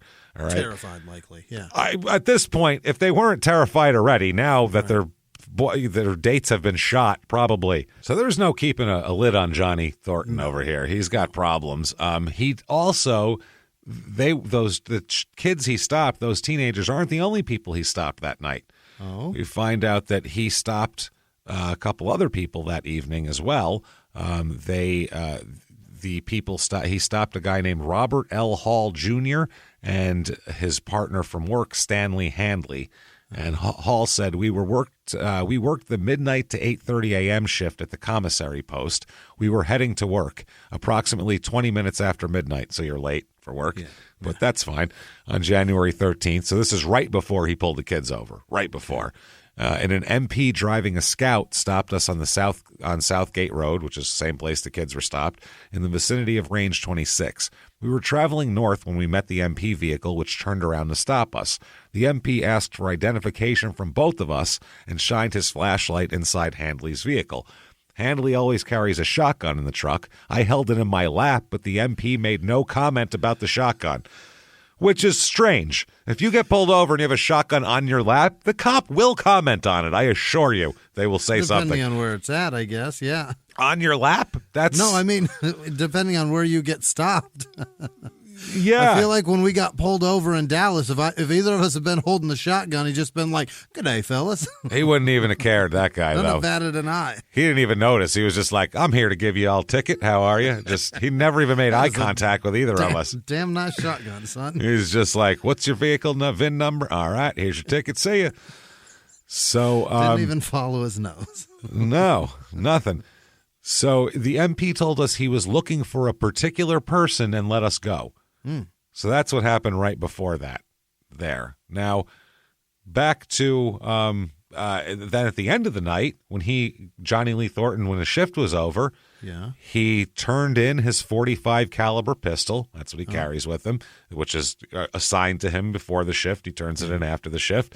Okay. He said, though, he'd expended 6 rounds of ammo that night, killing some stray dogs in a hunting area. Okay. So that's part of his job, is just to shoot stray dogs. And just leave them there? No, he said he buried the dogs. Oh, okay. Shot and buried the dogs that night. So he also turned in his vehicle. The number is X37, by the way. That's the vehicle number in terms of the fleet of the Scout. He requested, when he turned it in, he goes, here's my gun. Yeah, I had to pop off 6 shots at some dogs. I buried them. By the way, you should wash the inside of the car out because there's blood in there. Yeah. So you should wash that out also. And right after that, he calls in a radio check on a 1972 Dodge Charger saying that he found it abandoned on Southgate Road. Okay. Yeah. So he said it's locked and abandoned. I don't see any personal belongings in it. There's nothing in there. 72 Charger. Once he got back. Bunch of blood in the back of the car. I got to go home. I'm going to go home now. Yeah. And they were like, all right, bye. Like, Good night, that's Johnny. fine. That's it. He then called flight controllers. Once he arrives at MP headquarters, he called flight controllers at Forney Field to inquire if there would be any low-flying helicopters in the area that day. Helicopters, who might be able to see things in the snow. Yeah, doing some weird things. Yeah. He used his vehicle radio to tell the base operator about the abandoned car with the flat tire. By the way, the 72 Charger now has a flat tire. Documenting his shift activities, he filled out a written statement acknowledging he'd fired 6 rounds of ammunition, quote, disposing of stray dogs in a hunting area on Fort Leonard Wood. So there's your why your ammo's gone. He asked the officer who relieved him, who was going to take possession of vehicle X37, to wash it thoroughly before departing for patrol. So they said due to the fact that there was 8 inches of snow and ice on the ground, the vehicle would be dirty in a matter of seconds after leaving, so it was a stupid thing. They were like, why would he say wash out the car and wash off the car? It's going to be filthy. Every time we get in it, it's going to be muddy. Yeah. It's a fucking mess out here. So had the wash job never actually happens, the guy's like, there's no need to wash it. It's muddy and snowy. I'm not washing this thing. So that would have removed everything from the inside of the car. Later that afternoon, he returned to headquarters and checks out another .45 caliber pistol and then disappears, by the way. Oh. Yeah. So this is fucking wild. Yeah, so he has both boys handcuffed, puts them in the vehicle, puts the girls in before he drives off, pulls out a .45, shoots both boys that are in the back seat. He then takes them all to the warden's cabin, which is a horrifying nightmare shack in the middle of fucking nowhere. In the middle of fucking nowhere, in the middle of the woods. It is where you'd film a horror movie, is what it is. It's absolutely fucking horrifying. It's about a mile and a half away there. So, or no, later on. Okay, so Jesus Christ. Now, the cops at the scene where King is interviewing the shot girl on the side of the road, who seems to be fine. This girl, Juanita, she describes the man who did all this, and we'll talk about what else he did because there's more. It's an international scout. She recalled the number on it was maybe 327, which is it's X27, which isn't bad. So he then he informs everybody because it's federal. They called the cops. He's a cop, so it's federal jurisdiction where this happens. So he calls the federal people. They come in. He says, I went back to the young lady and we started going through the story again, this time for the smaller details, and she gave me a ton of details. I hate to use this way of describing it, but it was kind of like talking to a computer. He described her answers as clearly alert, extremely emotional, and washed out. Every question I asked her, she gave me a detailed answer, to which I would then break off every so often, run back to my car, and pass the word on to Troop 1. That's what he's got to do here. So he said at one point, she describes the vehicle as X or 327.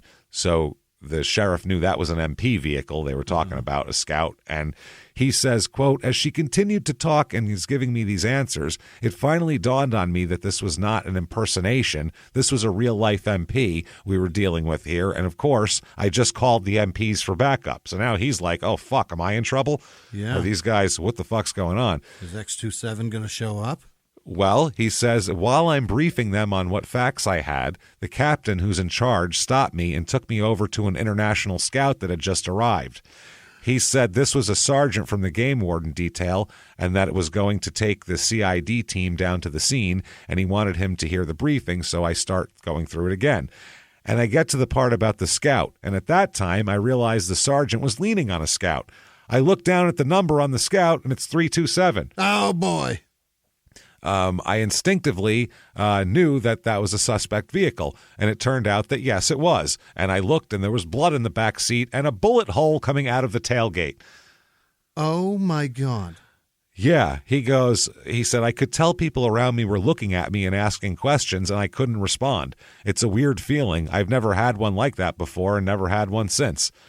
So he said that the MP captain caught on and immediately asked the sergeant who had this vehicle last, and the sergeant said, fucking this guy and this guy.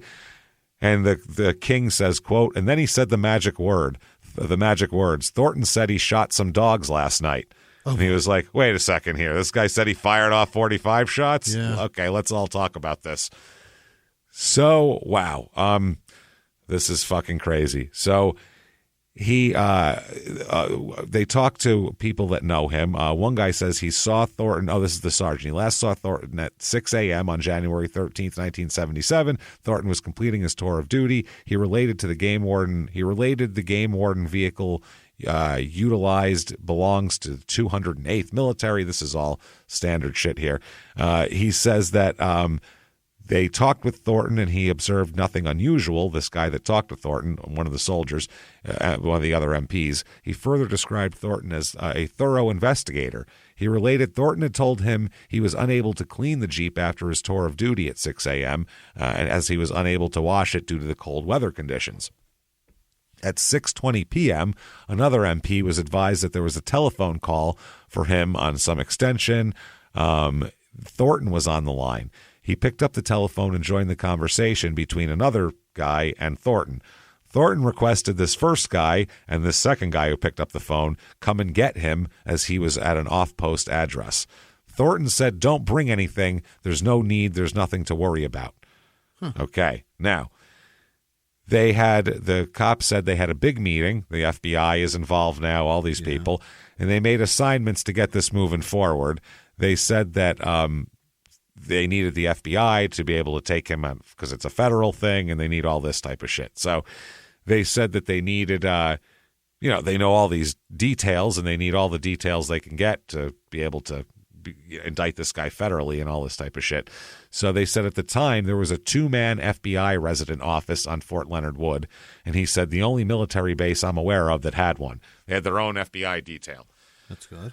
So the king says overnight they brought in 13 more FBI agents because this was going to be an FBI case. There was also 14 CID agents, and they established 14 teams with 1 FBI agent and 1 CID agent.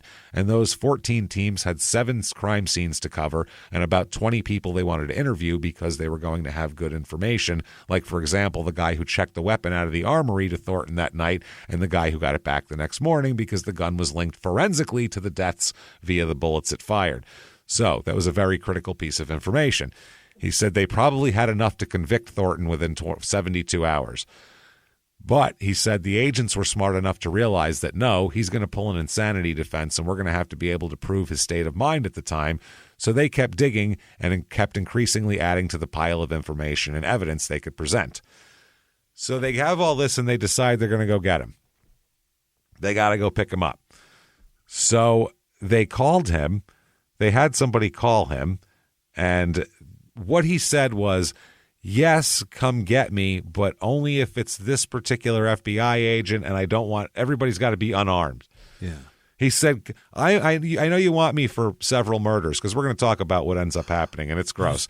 Where he are said, one of his friends? But come get me, and don't bring your guns. We'll make this nice and friendly like. And that one guy was going to do it.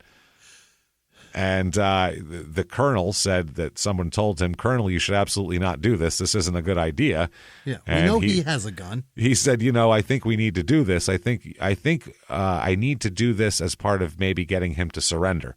So this guy got in a car with a couple other guys and just wore a bulletproof vest and went there. Brave. So the plan is that these 2 guys are going to meet Thornton and they're going to talk to him, but they're also going to have backup nearby to come, whatever. Okay. Not even nearby. Special Agent William Castleberry's to hide in the back seat of the vehicle with a 12-gauge shotgun, just in case. Yeah. And then there's several carloads of everybody else about a mile away from the meeting site. And they both, Elder and Johnson, hid snub-nosed .38 revolvers in their pockets so they looked like they were unarmed. Right. So they arrived. Initially, there's a herd of cattle in the road where Thornton's car was supposed to be parked. So that's a bad sign. Yeah. They maneuvered around the cows. They drive a little further. They find Thornton's car parked near a wooded area. They position their vehicle, headlights illuminating the woods so they could see Thornton. Thornton said he would come out of the woods and into the lights. That's what he says. So both officers get out of the vehicle. They call for Thornton to come out and talk to them. After about 10 minutes of yelling back and forth, they heard a voice behind them say, "I'm here." They turned around and saw Thornton had got behind them somehow. Oh, my God. Which, I mean, he could have just shot them in the back and walked away. I mean, that would have been that. Well, then the other guy would have popped out with a shotgun. But still, instead of, he wasn't in the headlights now, he's in the back, and the officers are like silhouetted onto him by the headlights because they're out in front of the thing. So it's fucking silly. So they keep talking to him. Thornton said he didn't want to drop his gun. He's got a gun and he doesn't want to leave it. They were like, well, you kind of have to. He's holding an military issued .45 pistol in his right hand. So very dangerous. It's pointed down next to his leg, but they're still, concerned. He said he'd been hiding down the road and followed behind them on foot to their present location. He said he wanted to ensure that there was no trap set for him. So this guy's not an idiot here. Nope. He said he's out of breath and he needs a second to recover. Then he says, I know I did something bad, but I can't remember what it was. Oh, boy. They're like, huh? He admitted to stopping a vehicle with 2 boys and 2 girls. He said the teens didn't say anything to make him mad. He said sometimes he got bad headaches, and when he got headaches, he couldn't remember things. He said they'd been going on for a while, and his head was beginning to hurt again, and he needed to sit down and rest. So he sat down on top of a snow mound near the side of the road. The guys got a little bit closer, but he just kept repeating, quote, done something real bad, over and over again. Done something real bad, which is terrifying. I done something real bad. Jesus, how bad was it, man? It's bad. Yeah. Realizing that they'd been out of radio touch with the command post, they said they needed to call on the radio and let dispatch know everything was okay. So they do all of that. While the one guy leaves, the other one says, Thornton says to the other one, what have I done? Don't you know I can't remember what happened to the people? They told him that, hey, there's a lot of dead people here, and there's still one alive. And he said, quote, I'm sorry I did this to your police force. No.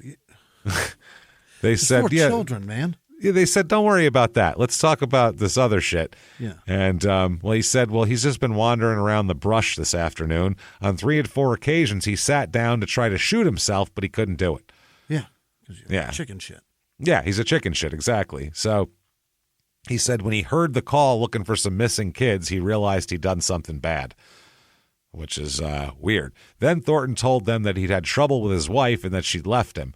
He said now they've worked out their problems and they were getting back together, which wasn't true. Mm-hmm. He said he was very concerned about his wife and boys because he loved them very much. So they said, why don't you put your gun down? And he said, nah, I don't think so. Not yet. Still got some talking to do. Yeah. He said he had 3 conditions which he would have to be met before he'd lay down his weapon. The first, got to talk to my wife. Get Patty on the horn. Okay. Get Patty on the horn, number one. Negotiators to tell you no.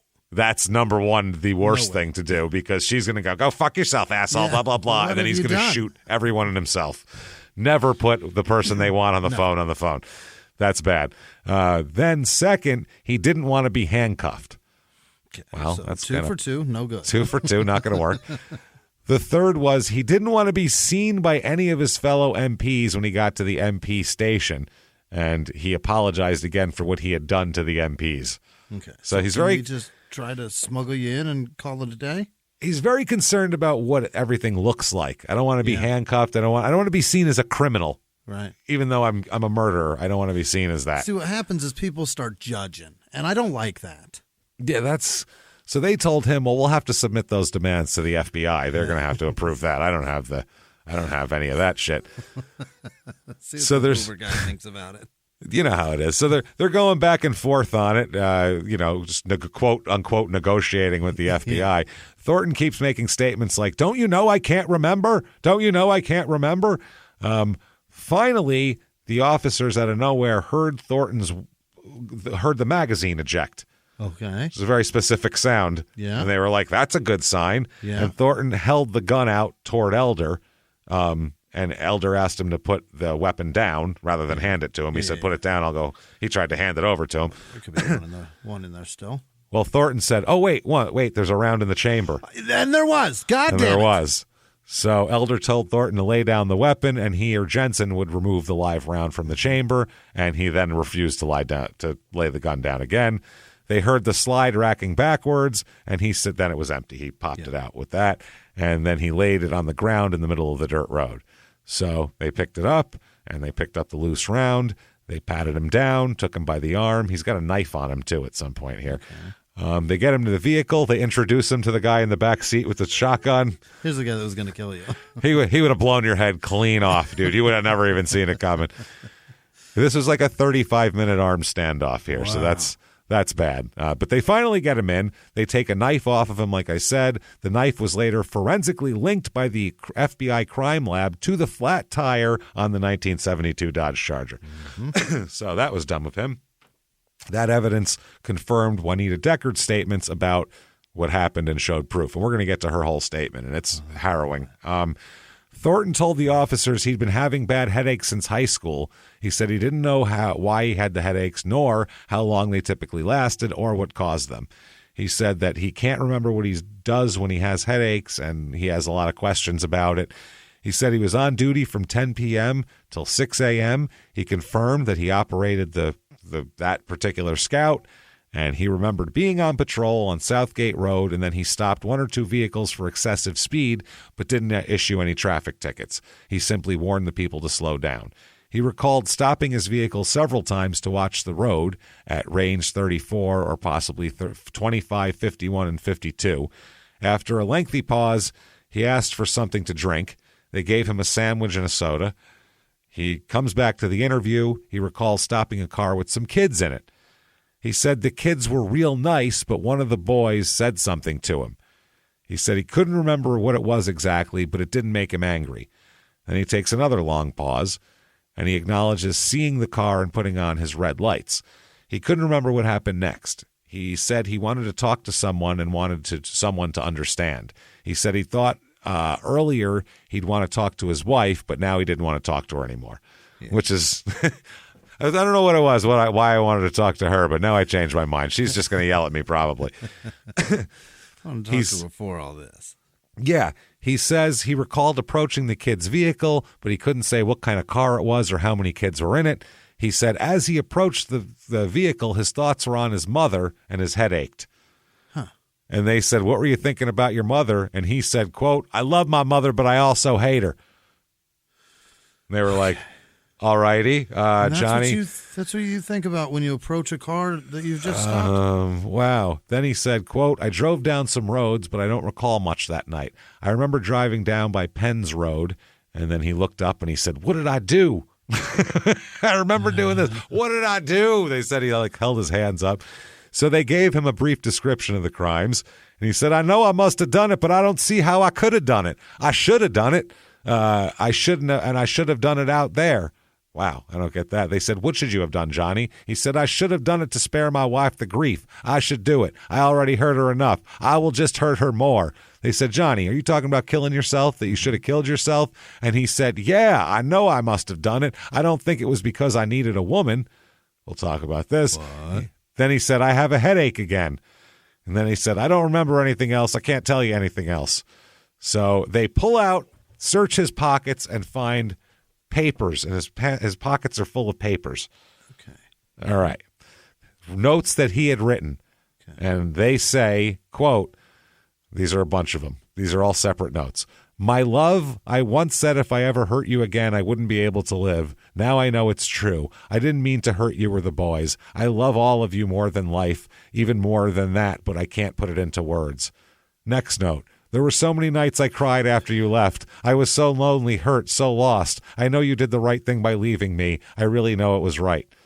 Next note. Everything seemed to be going so good after you said you would come back. The feeling you gave me knowing you still love me, I wish I could say it. Next note. I hope you can forgive me for hurting you and the boys if you don't let them find out. If you can, don't let them find out. They're hurt enough growing up without a father. Next note. I hate leaving you with two boys and possibly a girl on the way, but I'll only cause you more hurt if I stay alive. Next note.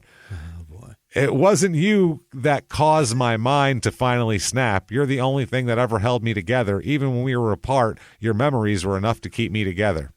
Is he just driving and thinking and drinking and driving? Yeah, I think so. Like he's jotting down songs. If only these things rhymed, he'd be a prolific songwriter. Prolific. What I did, I think I was being with Betty, the way she treats her son. That's the woman he moved in with. Always different men, always hurting him. I think it made me remember my mother in the way that she used to do that to me. I'm sorry for mentioning her and my mother in this letter to you. I just want you to understand. Next note. I love you more. Yeah, it does. I just want you to understand. That's the song over and over. That's his chorus. It's a country song. Yeah. I love you more than ever, more every day till the end of time. Please don't blame yourself. Give the boys my love. Love always and forever, John. P.S. Don't forget the income tax and savings bond. You'll need the money. It's all I have left to give you except my love. Please forgive me. That's all I ask of you, please.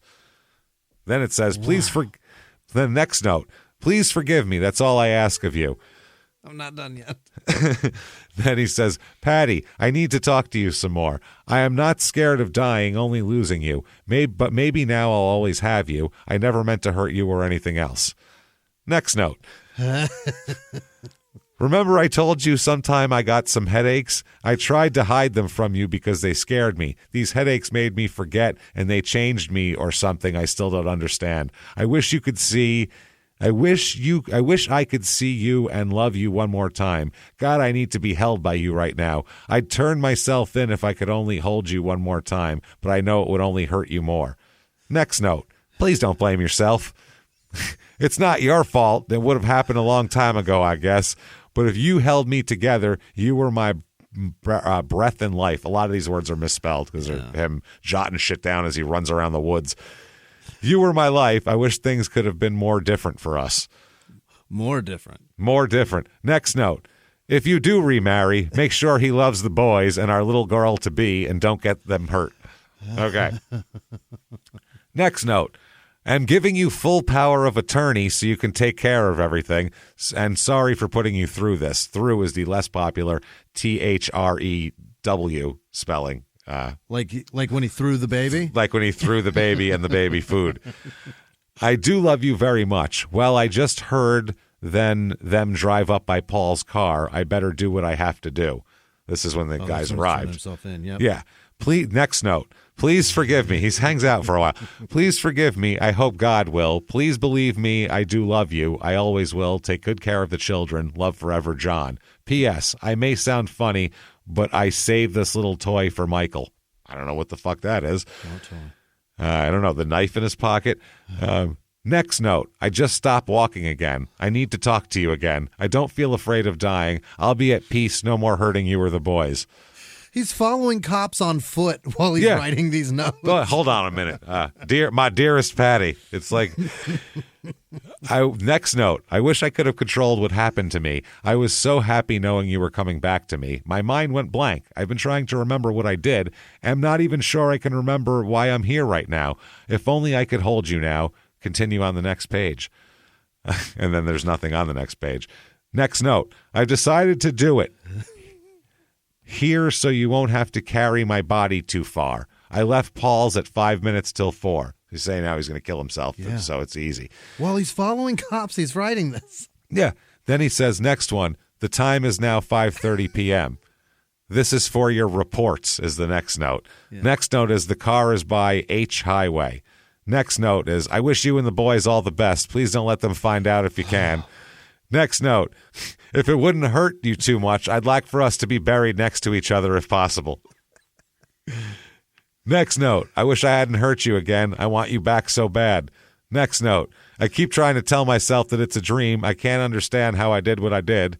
And then finally, the last note, you're going to call in about an hour and 15 minutes. I wish I could tell you I love you. God only knows how much I love you. You're going to get a call is what he was trying to say. Yeah. Patty, please forgive me. I didn't mean to hurt you. I really love you. Love always, John. Well, now I got to talk to these cops.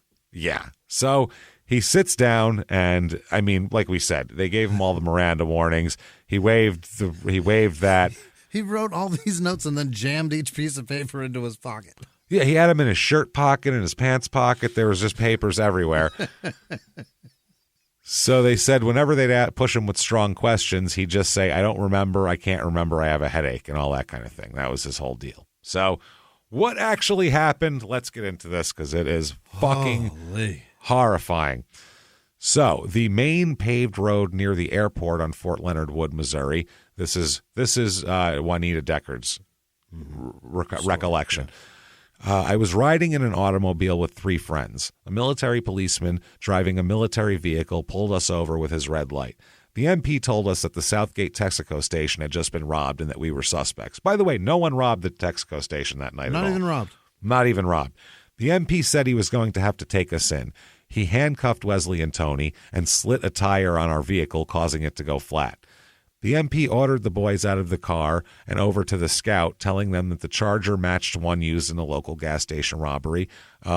She then said he kind of acted like he was going to get in, and then I saw the gun go off. He made Linda sit between the 2 boys. This is how it was. Yeah, in the back seat, she was sitting in the middle, Linda, the 16-year-old, with the boys in both the back seats, and then Juanita's in the front seat. Wow. So he shoots them around her. He shoots one of them, then moves the gun past her to shoot another one. How do you feel if you're her? Horrified. Yeah. And a 45 is fucking loud. Yeah. That's loud. That's a big, loud gun. So, I mean, boom, boom, the flash. It's midnight. It's dark. In a car. In a car. The flash and the sound, Linda had to just be freak the fuck out, obviously. So she says he kind of acted like he was going to get in, and then I saw the gun go off. Thornton said nothing before firing the gun. Wesley got hit and doubled over, and Tony said, "Oh, that hurts." Thornton told me not to look back and told Linda to do and say nothing. Mm-hmm. He kept not letting them help the boys. They kept wanting to help. So she said Thornton, who had driven the Scout a short distance down the road, turned around and drove back to Bates' car. That's when he got out and slashed the tire and left the vehicle running. Mm-hmm. She said that the Scout he left running. Yeah. She said she didn't know how to drive a stick shift. That's why she didn't try to run away. Oh, shit. If she knew how to drive a stick shift, she would have obviously jumped in and fucking took off in that thing. And was psychopath. These guys are shot, whatever. She said Thornton drove for about 10 minutes until we came to a cabin somewhere in the woods. Thornton left the boys in the back seat.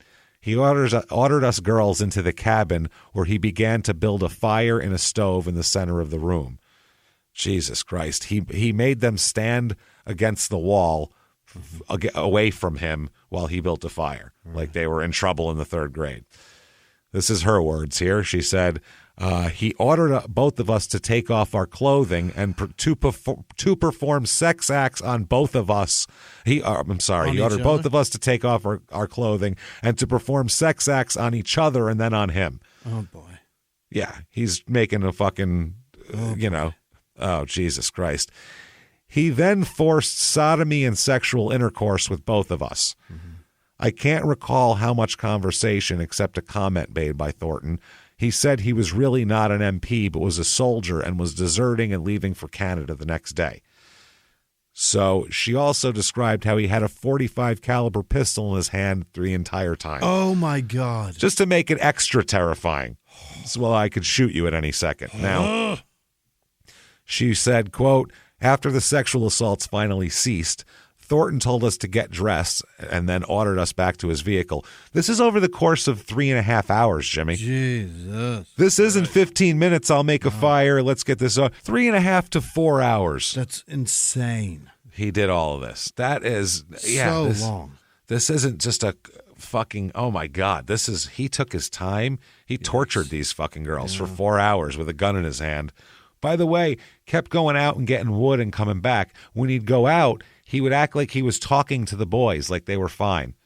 Really? He was acting like they were okay, so the girls felt more comfortable, like he wasn't going to kill them. You know what I mean? Like, oh, yeah, no, I'm taking... Like, he was acting like he was tending to them when he went out to get wood. Like, oh, yeah, I'm also tending to the boys. So she goes on to say, quote, after the sexual assaults finally ceased, Thornton told us to get dressed and then ordered us back into his vehicle. Thornton said, it's 4:20 a.m. and I'm behind schedule. Thornton drove all 4 of us to a snowy clearing some distance away. He ordered Linda and me at gunpoint to get out of the Scout and face the other way. I heard a shot.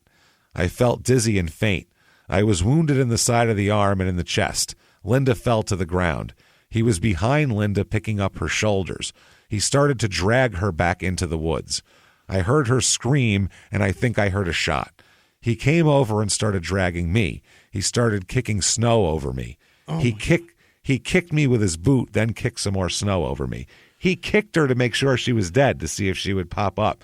And she didn't. She was playing dead. Yeah. And he just started burying her in the snow. Just snow. Just burying them in the snow. Yeah, you could bury them later. For now, we'll cover them in snow. Take care of this later on. That's wild. So that's what he did. He drugged them all over. Did that. Thornton went back to the Scout and ordered Tony out and told him to walk. They're still alive, these guys. Unbelievable.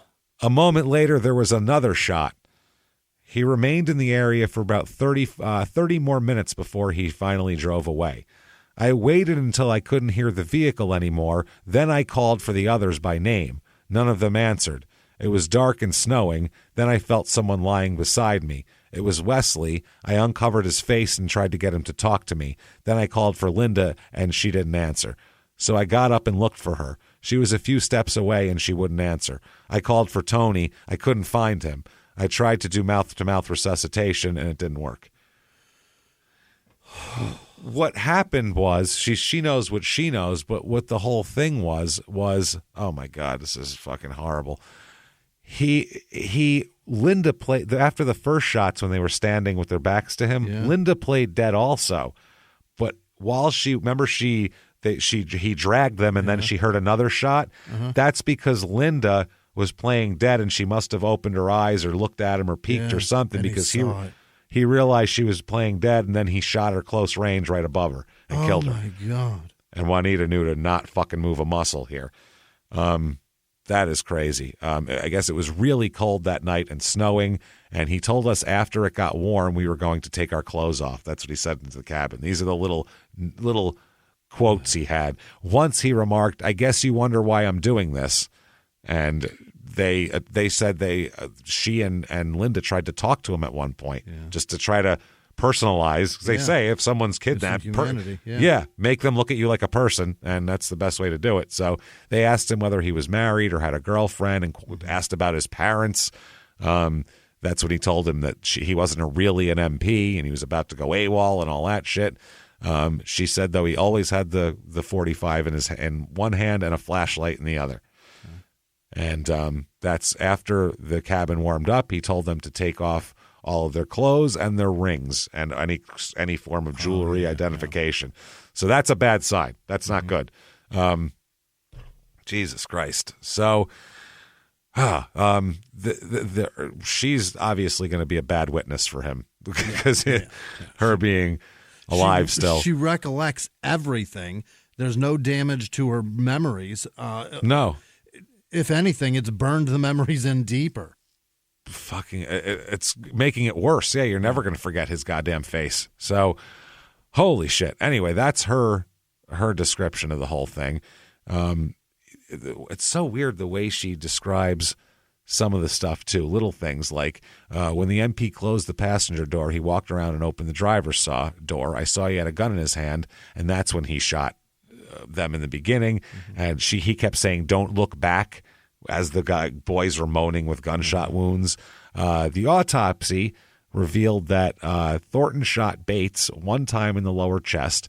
After impact, he doubled over in his seat, and the .45 bullet passed through his body, having nicked his kidney and exited through his back and grazed one of his handcuffed hands as well. Ouch. The coroner determined the initial shot was a non-fatal wound. The bullet passed through Wesley Hawkins' heart, killing him instantly, though. Wesley Hawkins was killed instantly. The FBI lab technicians found both the initial impact bullets lodged in the back seat of the Scout. Those were forensically matched to the .45 pistol issued to Thornton that night, which is a big deal there.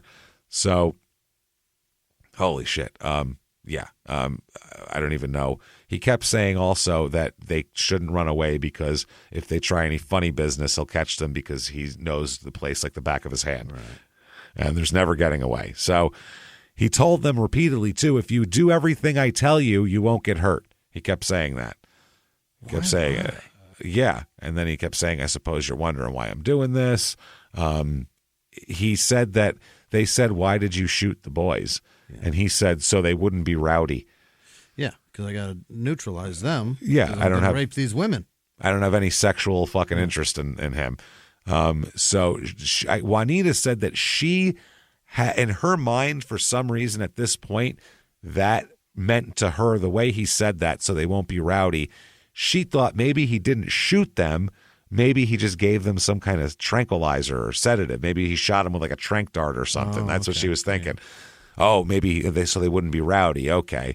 So that was her thought on that. That helped her relax that maybe he's not going to kill us. Later on, though, when they're in there, they kept asking about, everything. He said, well, I'm going to end up handcuffing you guys together in the cabin and you'll get found in a couple of days.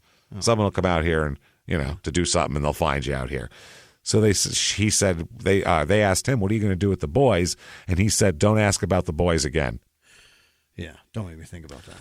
So, yeah, they said that's when he said, look, I'm behind schedule and all that kind of shit. So it was like, whoa, this is getting crazy. Now, here is the sheriff's book here. We'll give you the name of it and everything. It's a very dry book. It's almost like police reports and court documents and things like that. Yeah, the J.B. King book. It's not a narrative. Like, there's no, over the steamy night of the bubble. None of that shit. It is fucking... It's according to sections, so-and-so. Yeah, it's police reports. Yeah. It's great for me because I can mix this information in with the other stuff, but if you're just reading it, it might not be not the best like toilet material to read. Dry read. It's a real dry read. Speaking of dry reads, let's hear about something else dry that went on here. Oh, God. Hey, everybody. Just going to take a quick break from the show to tell you a little bit about Sono Bello. The most known secret with celebrities and influencers and all these famous people is so many of them have had lipo. They've had lipo, whether it's a little touch-up here or a total makeover. Yeah. Nobody has a perfect body. That's the thing. No. They may look like it on TV, but there's things that help that. Absolutely.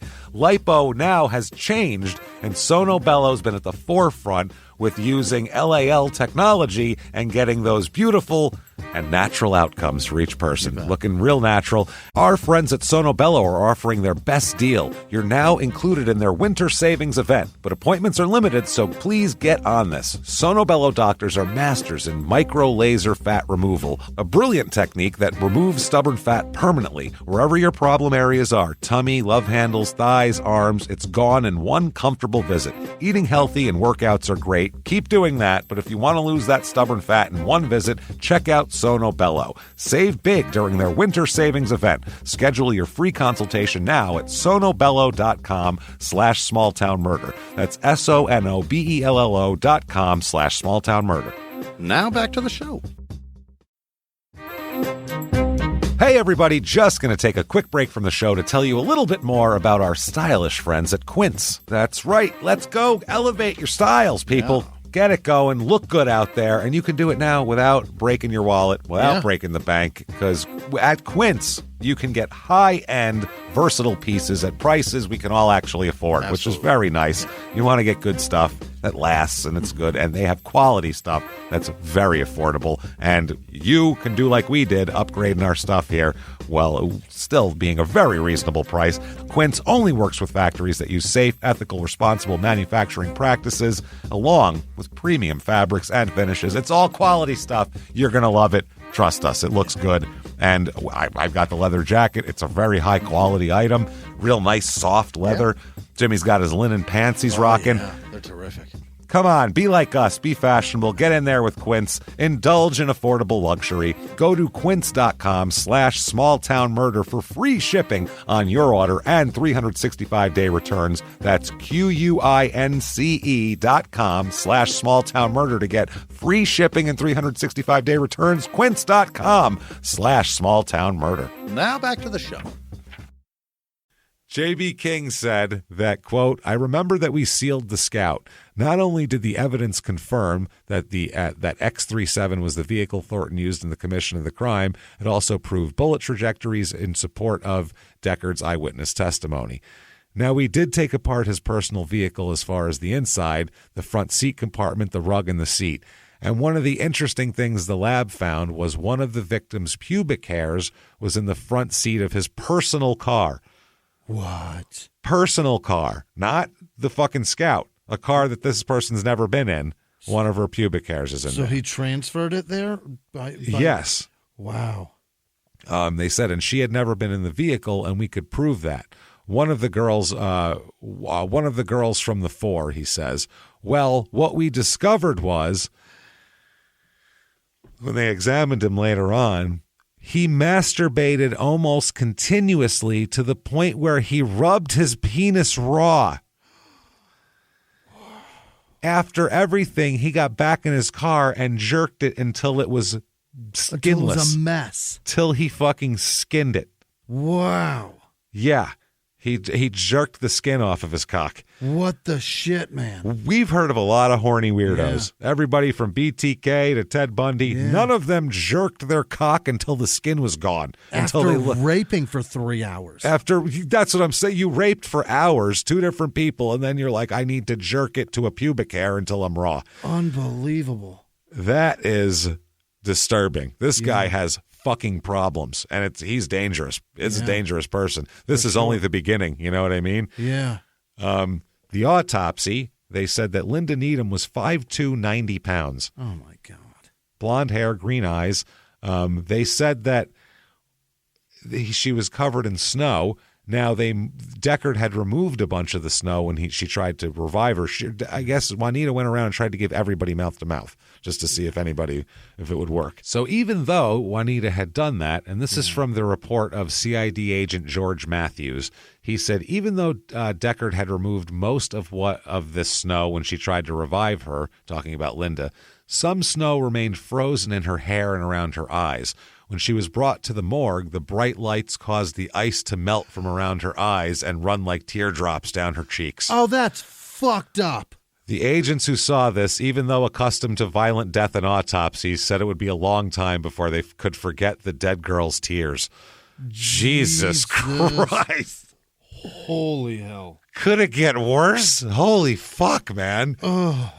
That is terrible. I'd quit, I think. I think so. I think I'm done. Really? I think I'm never coming back into this job. The dead cry now? Fuck this. I'm out. I'm out. She's a child, and her 16 ice years is old. melting like fucking tears. And 16, 5'2", 90 pounds, so that reads as younger than 16 if you're an adult. You're like, reads you're like a so baby. tiny. That's like 12. Oh, no. So this is fucking wild. So then they go to the witnesses. Here is Douglas Hawkins. This guy said that this is Wesley Hawkins' brother, by the way, one of the guys on the date. I guess this is Juanita's date. He says, quote, I got a call from Juanita Deckard about 12:30 p.m. the next day asking me to come and get her. Juanita told me I wouldn't believe what she was going to say. They had been shot and needed help. I asked for her location, and she said she didn't know. She handed the phone to a person who identified herself as Mrs. Eckleberry. Mrs. Eckleberry told me where to find Juanita. While I was en route to pick up Juanita, I stopped for Herschel Needham, Linda's father. The two of us proceeded to the Eckleberry residence on Highway 17. When we got to the Eckleberry residence, I asked Juanita what happened. She told me she'd been with Linda, Tony, and Wesley in Bates's, she says 1971, which would make it even cooler. Yeah. 1971 two-toned blue special edition Dodge Charger. You know what it is? It's the blue one with the black vinyl Fuck. roof. That thing's fucking badass. That thing is awesome. I hope that it thing has is the white vinyl. awesome. Oh, my God. White vinyl Jesus interior or that Christ. fucking electric blue. That's a badass car. He was living such a cool life. I feel so bad for this guy. Sure was. Jesus Goddamn. Christ. So Juanita told them that she goes through the whole story with him. So yeah, this and then Janice Eckleberry, the lady whose house she showed up at, she said the TV just started the opening credits at 12:30 p.m. and she was watching As the World Turns, by the way, and it just the credits had just come on. Her world was shattered. And then her world turned, and boy, oh boy, did it! She realized you only have one life to live, and sometimes when you're young, you're restless. Can you please take me to the general hospital? I'm young and restless and shot. This is How not crazy good. is that all the daytime soaps You fit can make into a- her day? You could make a narrative out of them. It really is ugly. Man, at the end, she goes, man, I'll just tell you, this really taught me you really do only have one life to live. And then she walks away, and you're like, wow, that's Every reporter will look at each other. Did she fucking just say that? So she goes on to say, I answered it and found a young lady shaking with cold standing on my doorstep. I thought she was 14 or 15 years old. She was half frozen and could barely talk. I brought her into the living room where the wood stove was, and she began to thaw out. As the young lady warmed up, she told me about her dead friends in the woods and that she'd been raped. She also said she'd been shot. I didn't know what to think about all this, but I realized that she was severely cold. I say, Baby, she is shot in the chest. let's call the cops. If it turns out to be nothing later, I'd rather err on the side of safety here. I'm calling everybody because this sounds like a lot. Ambulances, fire trucks, police cars, send what you got. This story makes a 45 sound like a bitch gun. Yeah, people are just walking around fine afterwards. Holy shit. So she was severely cold. I got some of my clothing for her to wear. As I was helping her undress, I saw that snow was packed underneath the pant legs of her jeans. She walked for fucking 6 miles like that with snow packed in her pants. My God. All the way up to her knees as she walked. It comes up your pant legs. Yeah. As I helped her remove a sock from her foot, a ring fell out of the sock and rolled across the floor. She looked at the ring and said, quote, "That's my boyfriend's ring. He's dead in the woods." At that point, I didn't know what to think or what happened. This was a scary situation since I was home alone with my 2 young children, 4 and 7 years old, by the way. While helping her change clothing, I saw 2 bullet wounds on Juanita's body. Wow. Has she not called the cops yet? No, she's helping her God. change and warming her up. She's like, she's just a crazy kid who's mixed up. She's like, people are dead in the woods. And she's like, okay, darling, let's get you a flannel. It's like, what are you talking about? Call the fucking everybody. Remember I said everybody? Fire, cops, fucking ambulance. Bring the plow trucks. I don't care. Whoever you got. Listen, Garbage men. With Sherpa. Yeah, whatever. I don't care. Bring it. Good Jesus. Lord. The guys that clean the mall at night, bring them too. I don't give a shit. Whoever you got. Darling, a Carhartt. Who cares? Who cares? Yeah. So she said that made the situation even scarier, seeing 2 bullet wounds. I didn't even think about calling the highway patrol for assistance. I just continued helping her change clothing. Is this lady fucking brain damaged or something? What's happening? Oh, I fear she has children there too. Their safety is certainly questionable. No, it's like, what happens if there's something that happens to one of the kids? Well, let's just clean you up. Like, no. You need a Call Carhartt somebody. is what you need. I have 3rd-degree burns. Put the all Carhartt over my on. body. I fell into the fire, Mom. That's okay. We'll cover you up. You're just cold, sugar. As she got warmer, her story began making more sense. She told of being stopped on post and being transported to a cabin on the river after her boyfriend was shot. She told me the man made her and her friend perform sexual acts on each other and then on him. Well, she went into everything. And then the man shot her and buried her in a snowbank. Once Juanita got warmer and more coherent, she asked if she could call some friends for help. Sometime later, these friends arrived. That's when she called that guy, the brother, and no one's called the cops yet. No one's thought to do that. What? People are dead and shot and dying. I'm going to call my friends. No problem. Tell them to stop by. I'll make some cookies. What are we doing? And it's not her fault. She's wounded with 45s through the snow. She shouldn't have coherent thoughts at the moment. Exactly. It's this lady's job to be like, fuck this. She's chicken watching soap noodle, operas. Fuck the flannel. What are we calling doing? Cops and firemen. You need help, shit. dear. This might be the dumbest person ever in one of our stories. I mean, The most. Whether she's or not sweet, she's dumb, she's she helping, but she's nice, but fucking Jesus, call the cops. I never even thought of it. She What? certainly is just a real magoo. Oh my God. Yeah, that's fuck, man. So sometime later, these friends arrived at my place on Highway 17. When she looked out the door and saw them, she said, "Don't let them in." After knocking around the door without an answer, the men turned to walk away. I asked her who the men were. She said they were the father of her girlfriend and the brother of her boyfriend. So I ran to the front door and called the men back to the trailer. I don't know if Juanita's kind of a little blood loss and cold and everything else. She's probably out of it. Yeah. Yeah, that's what I mean. The men came into my home where they talked with Juanita for some time. The older man asked me if he could use my telephone to call the highway fucking patrol, finally. And she went, "Oh, wow, yeah, you should probably do that." This is the first person to think, let's call the highway patrol. Is that what they're for? Whoa. I told him to make the call. Yeah. I'd not checked on my children for a long time while I was helping with Juanita. Of course not, because you're terrible at this. They're doing somersaults off the roof right now. They have a mattress set up in the backyard, and they're doing somersaults off of it onto each other. They're playing swords with the kitchen knives, so I... Oh, my God. What the fuck is happening right now? Jesus Christ. There's no chance her children are alive, right? Oh, they're buried in snowbanks, you know. Today, there's no chance her children are alive. No, they definitely one's murdered the other and then killed himself somehow. And she didn't even call the 4-year-old. police about it. And it's no, she just buried them and went on with her life. So She wrapped him in a Carhartt and buried him. there you go. Well, I put him by the fire for a while. That didn't help, and I was out of ideas, so I just buried him. Poor Juanita found the most That's all I fucking do. ridiculous person in Missouri to help her. On every door to knock on. I get this is the first house she saw, but god damn it, if one She has a 45 wound to her fucking chest, and she stumbles upon this asshole. and she just finally stumbles upon a person who's dumber without any blood loss than she could be with all the blood loss. She's Some lost blood and dumbass she has hyperthermia. She's like, are "Come you on in." stupid?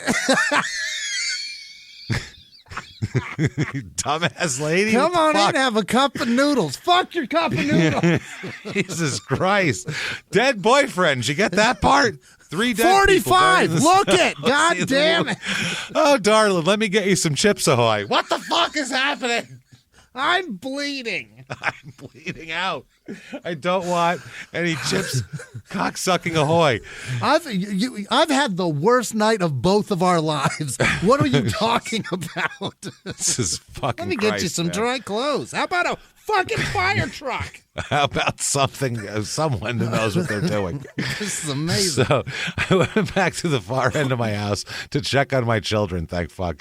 When I came back to the front room, the 3 of them left. They went south on Highway 17 to wait for the Missouri State Highway Patrol to respond.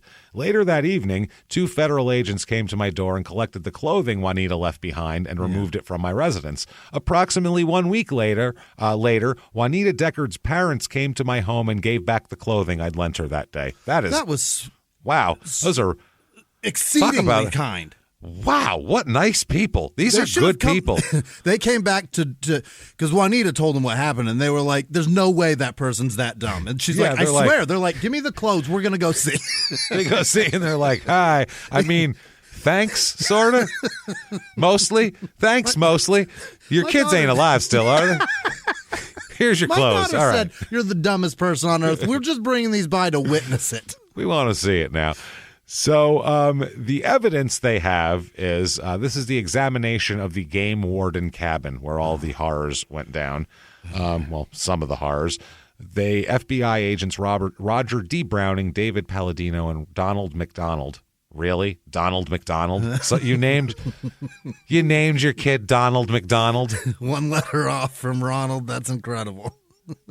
He has Donald in both of his names. Yeah. His name is 2 letters off from being Donald. Never mind Ronald McDonald. And 2 Fucking more Donald from being McDonald. Yeah. Well, he was born before McDonald, so I could give him a pass Yeah, on that. yeah. They didn't know about Ronald McDonald. But you don't name your kid Donald McDonald ever. He should have bought a farm. Fuck yes, he should have. Old McDonald. Old Donald McDonald. Jesus. So the agents discovered and seized a large number of items as evidence, including numerous hairs, a, quote, stain-like material on a bunk bed. Yeah. I think we all know what that is, in the northwest corner of the cabin, and 1 bobby pin under the same bunk bed. The one agent lifted a number of latent fingerprint impressions from the bunk bed. Additional latent fingerprints were made on and near the cabin's metal stove. At the conclusion of the search, the stove and bunk bed were seized and sent to the lab, of course. The FBI lab later discerned the fingerprints and palm prints found on the bunk bed and the stove were a match to Johnny Lee Thornton and Juanita Deckard. Yeah. These latent prints prove that Juanita had been in the cabin with Thornton and, this all happened, basically. Mm-hmm. It proves her whole thing. Thornton also requested, they also found out that before he went out on duty that night, he had requested 2 pairs of handcuffs, which is unusual for you take 1 pair. These guys, he's a game warden. I mean, what are you going to find? Right. So when a fellow MP asked him, why do you want 2 pairs of handcuffs? He said he was going to play Super Cop that night. Oh, boy. That's the grossest sentence I've ever heard. Jesus Christ. So the scout... they had the transaction showing that he signed for the weapon upon it being issued to him. He signed for the bullets that were then used to murder. He signed for the scouts. The six expended bullets and 5 fired shell casings were also found at the abduction and body dump sites that were all matched to the specific firearm. issued to him that morning or that night. So there we go. They said they found them operating 7 military mine detectors. That's how they found them. They didn't go out there looking like you're an old man on the beach. Yeah. They went out there with military mine detectors to find these 45 caliber, to find the casings. Right.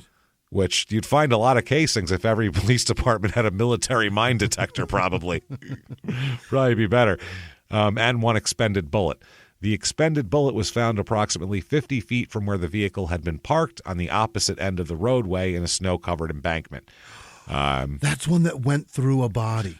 Well, at the time, the agents thought they found the bullet that traveled through one of the victims and exited the rear of the Scout, accounting for the bullet hole in the tailgate. The agents only saw 2 entry holes in the rear seat back. However, they discovered later they were wrong. As part of the investigation, agents sent the Scout's rear seat and tailgate to the FBI lab. The technicians found 2 expended bullets embedded in the seat. The bullets had gone through the boys and lodged in the seat cushion. They concluded Thornton fired a third shot point blank, somehow missing them completely. Wow. 3 people lined up in the back seat that close. He fires 3 shots and misses with one of them. That's wild. Yeah. That is so fucking lucky. Holy shit. I mean, it turns out all 3 of them ended up dead anyway, but still, that's crazy. That bullet passed through the tailgate and came to rest in the embankment on the opposite side of the road. So everything is matched forensically. Now, at approximately 8:05 p.m., they used a wire coat hanger to get into his car as well. And on the dashboard, they found a note. Quote, "I got this paper at the riding stables. I found out you knew when a dog handler told me at the arms room they found one of the girls. Then at Webster's house, I called and I heard Lieutenant Doran talking on the phone to the arms room about me and someone else checking out our weapons. I don't remember doing what I did. Sometimes I get these headaches. I want to die from the pain. I don't want to hurt people, but when these headaches come, something snaps. I want to talk to someone about it because I know I'm sick. I was afraid. I don't know what of, just afraid. I guess I was just tired of the hurting since I was little. I don't want to mess up Paul's car. You should be able to follow my footsteps in the snow. I want to write a letter to my wife, Patty, and pray to God for forgiveness." He wrote a lot of letters to Patty, as we know. Yeah. "I really didn't want to hurt anyone. I only blah, blah, blah, blah, blah. I'm sorry. Maybe God and my wife can understand because I don't." And then he also gives power of attorney over on this letter, too, to say, by the way, I want my wife to have my power of attorney. So what the fuck is wrong with this guy? Do you think it's him getting glassed by his dad? What's the problem? Well, he explains it in a simple way. Not he and a psychiatrist explain it in a simple way. That is Dr. Clary here. And they contend that John here has multiple personality disorder, okay? Which in the 70s was the hot thing. That's what Ken Bianchi said he had from the Hillside Stranglers, and that was the thing. And obviously it exists, but in the 70s, it had just come to the forefront after Sybil and all that, and that was a way that, you know, psychiatrists wanted to discover it because it was the hot thing. So they wanted to have a patient they could write a book about. So a lot of times they were easily convinced of it, like Kenny Bianchi's psychiatrist. So either way, that's what they do. They said that the personality who killed and raped the teenagers, that was John. That was John. But the personality who tried to keep John from doing it, that's Johnny. That's the good guy. So it's John versus Johnny situation here. That's a problem he's got. Johnny's the nice guy, and then when he gets dead ass serious, it's John. It's John, and that's when he'll hurt you. So the doctor put it like this: Thornton has a suppressed personality named John who is absolutely ruthless. Well, I guess so. Sadistic, with no conscience or scruples, self-centered, exhibitionist, grandiose, the kinds of things we associate with small children. Then there's a dominant personality named Johnny, who is the Thornton everybody knew, a polite, efficient, rather withdrawn military policeman. My use of hypnosis allowed me to bring out the suppressed personality of John to the forefront for examination. John bragged on the videotape how he conned Johnny into killing the 3 teenagers at Fort Leonard Wood. Now, please listen to, goddamn, if you don't have Patreon, get Patreon because it's worth it. We do an episode on the Hillside Stranglers, and we go into specifically Ken Bianchi's That's what they did with him. They hypnotized him, and that's when his other personalities came out, and it was complete bullshit with Bianchi. I mean, it was total horseshit. And then there was another psychiatrist who developed a way to tell if people are acting like they're hypnotized or not. And we go through all that on the bonus episode. It's very interesting shit. So if that's interesting to you, patreon.com/crime and sports. So there you go. They said that John is the result of an unstable, violent early life who visualized the boys he shot as men who were trying to take his mother and wife from him. Oh. Yeah. The girls he abused were his wife and his mother, according to. So he wants to rape his mother, is what he's getting at now. Okay. According to, this is Dr. William F. Clary, just so you know if he's still out there. It's 50 years ago, but still. I wonder what that stands for. Fuckhead. Yes. Fart brain. I was leaning on fuckhead. You nailed it. While John was committing murder and rape, Johnny was standing by attempting to stop him and keeping him from pulling the trigger of the .45 pistol. Yeah, where was Johnny while John was tugging his dick? Well, quote, this time John was dominant. Johnny was like, ow, it hurts. Stop tugging it. Stop. In the past, Johnny was dominant and able to keep John under control. Holy fucking shit. They have tapes, okay? They show like 9 hours of tapes to the jury out of like 15 because a lot of it's repetitive. So the tapes show Thornton lying on a couch talking to Dr. Clary. They're dramatic. I mean, he's making these big changes of personality. The change has to be wild. It's fucking it's ridiculous. When you hear I've seen it happen on these tapes, but when you hear about it described well, it's really good. So the interview under hypnosis, John refers to Linda and Juanita as Mom and Patty. He just refers to them only as Mom and Patty. And to Hawkins and Bates as, quote, those guys we have to fight so Mom and Patty will be ours. Oh, boy. Ours meaning us two, John and Johnny. Yeah. Johnny then rebuffs John, jumps in and says, quote, they're just boys and girls. He's reliving this. He's on the couch in a state of hypnosis, reliving the night, being both characters. So fun. Yeah. If you look up a video of Seth MacFarlane switching back and forth on Family Guy characters, it's amazing the talent that he has to do that. This guy's not Seth MacFarlane. So you can tell when he switches from Peter to Quagmire, it's pretty fucking obvious. It's not the same thing. Like, you can't carry on a conversation here. Yeah. So they're arguing. He's now arguing with himself. They're just boys and girls. And then another point, Johnny tells John, I'm tired of fighting you. They don't hurt me. You do. Talking about the boys. John replies, get them away from the car, meaning the boys. And Mom and Patty are yours, and you won't have to fight. That's what he says. So, and then finally, in recounting all this, the John personality tells the psychiatrist, quote, I didn't think I could do that to him, meaning Johnny. I think he kind of gave up, and that took some of the fun out of it. Huh. So, yeah, he wanted Johnny to beg him while he did this, but he kind of just gave up. Good Johnny. So he told Clary that John held the pistol and Johnny tried to keep him from firing. So he then said, this is John acting like he outwitted Johnny, quote, I had already put the girls in the Jeep, but he didn't know that. He's not even attached to you now. He's like in another room. I've heard of multiple personalities of shit like that, but they're usually still in the same body. They weren't. They know they're both aware of what's happening outwardly. How can you do both things and be in different places? That is fucking interesting.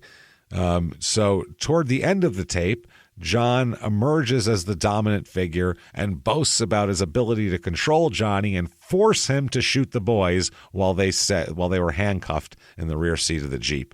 John says, quote, I didn't need to draw a weapon. I made him do it. Okay. Oh, that John.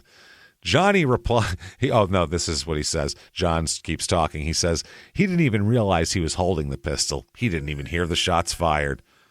Fucking douche. Yeah.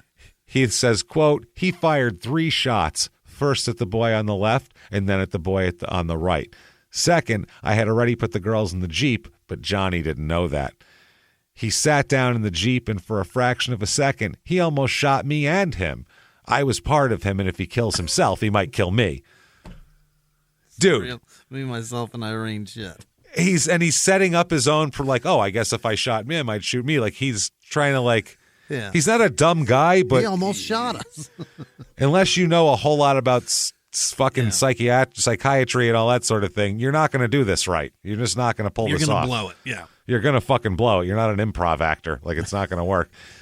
So, referring to the handcuffs there, he said that after their car was stopped, John said, I told him, meaning Johnny, to go ahead and handcuff them. In the back of his mind, he was saying it was stupid, but he was not going to pull that on me. I made him angry, and I made him take out his handcuffs. At first, he hesitated. Then he went ahead and handcuffed them. I had to take over. Yeah. Johnny couldn't understand with that stupid mind of his. He didn't realize what he was seeing, and I had to tell him. I had to make him. I had to get in the Jeep with him, as opposed to standing there waving as he drove away with my body. Thinking about the resistance he was receiving from Johnny, John said, that rascal just won't quit. I'm going to have a good talk with him. He was trying to fight me. Talking about himself. Yeah. Then he referring to the boys, Hawkins and Bates, he says, these are men trying to take your mother away from you. Johnny didn't really believe me at first, but he believed me right off the bat when he saw Patty. One of the girls he thought was Patty. He was full of joy when he saw her, so I gave him an extra big shot of pain, and that did it. He got super weak. He kept trying to find his ways back out on me. I stopped him. He figured out what I was going to do, but he wasn't going to stop me. He did this for hours, Jimmy, on a fucking couch. On a fucking couch. So, also, what do you think he was when he brought the two handcuffs? Do you think he was looking for a couple and he was going to handcuff them both, or when he stumbled on all four of those, he was like, "Oh, here's two girls. I can kill those two boys and still handcuff both the girls." I think two is the most amount you could take without them really talking about it. So he took two and figured, hopefully this will do, and I'll take what I can get. I'm looking for a girl. If it's a couple, handcuff them both. Because he pulled people over all night looking for the right situation. That's what he was let doing. Them go. When there was two guys, he was like, not interested. That's what I mean. Yeah. He was just waiting. He was just sitting there waiting for him, passing by like he's in a deer stand, like in a tree stand, waiting for a deer. Disgusting. It's fucking creepy. So oh my God, he keeps saying Thornton's chief concern is, he said that he is concerned about the effect that this trial will have on his family. Okay. He insisted that no evidence about his chaotic childhood or his married life be presented in court for mitigating circumstances. But his mother came in and talked him out of it.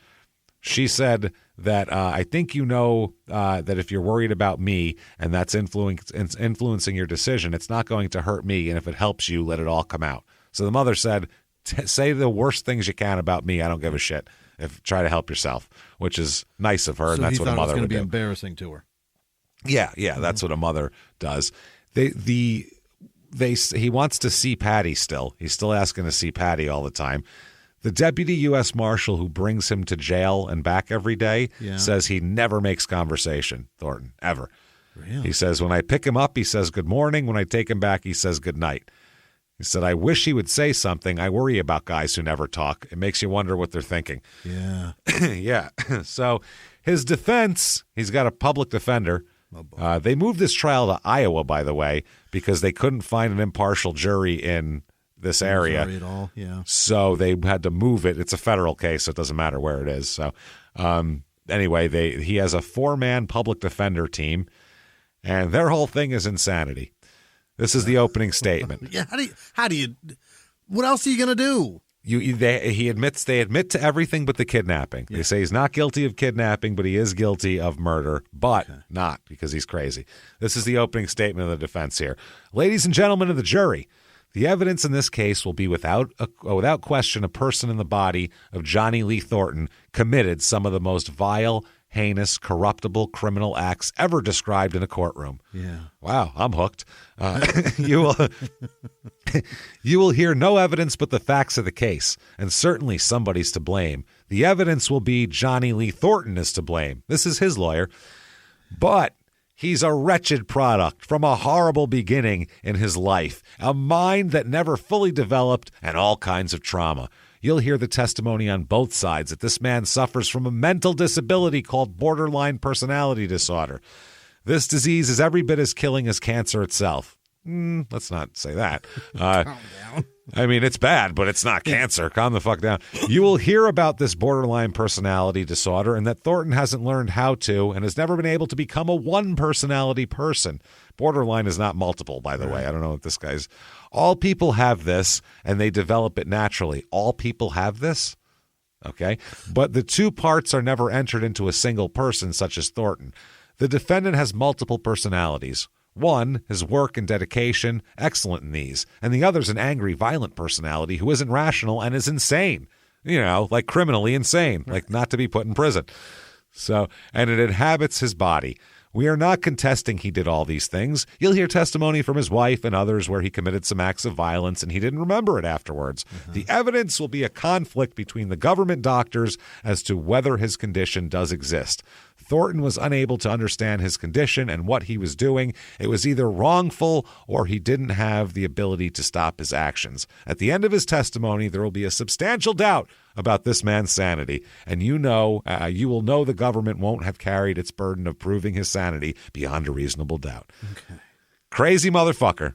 So the prosecution just goes on to say, we're going to show you that he took these girls out, made them stand there, built a fire, had them fucking systematically take their clothes off for 4 hours, had played out every disgusting fucking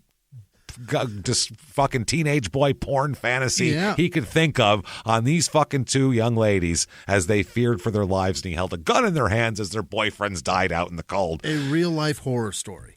And they're like, he's got two people in him. There's good Johnny, but then there's bad John. He's terrible. So the psychiatrist described the incident as a purely chance happening. That's the quote.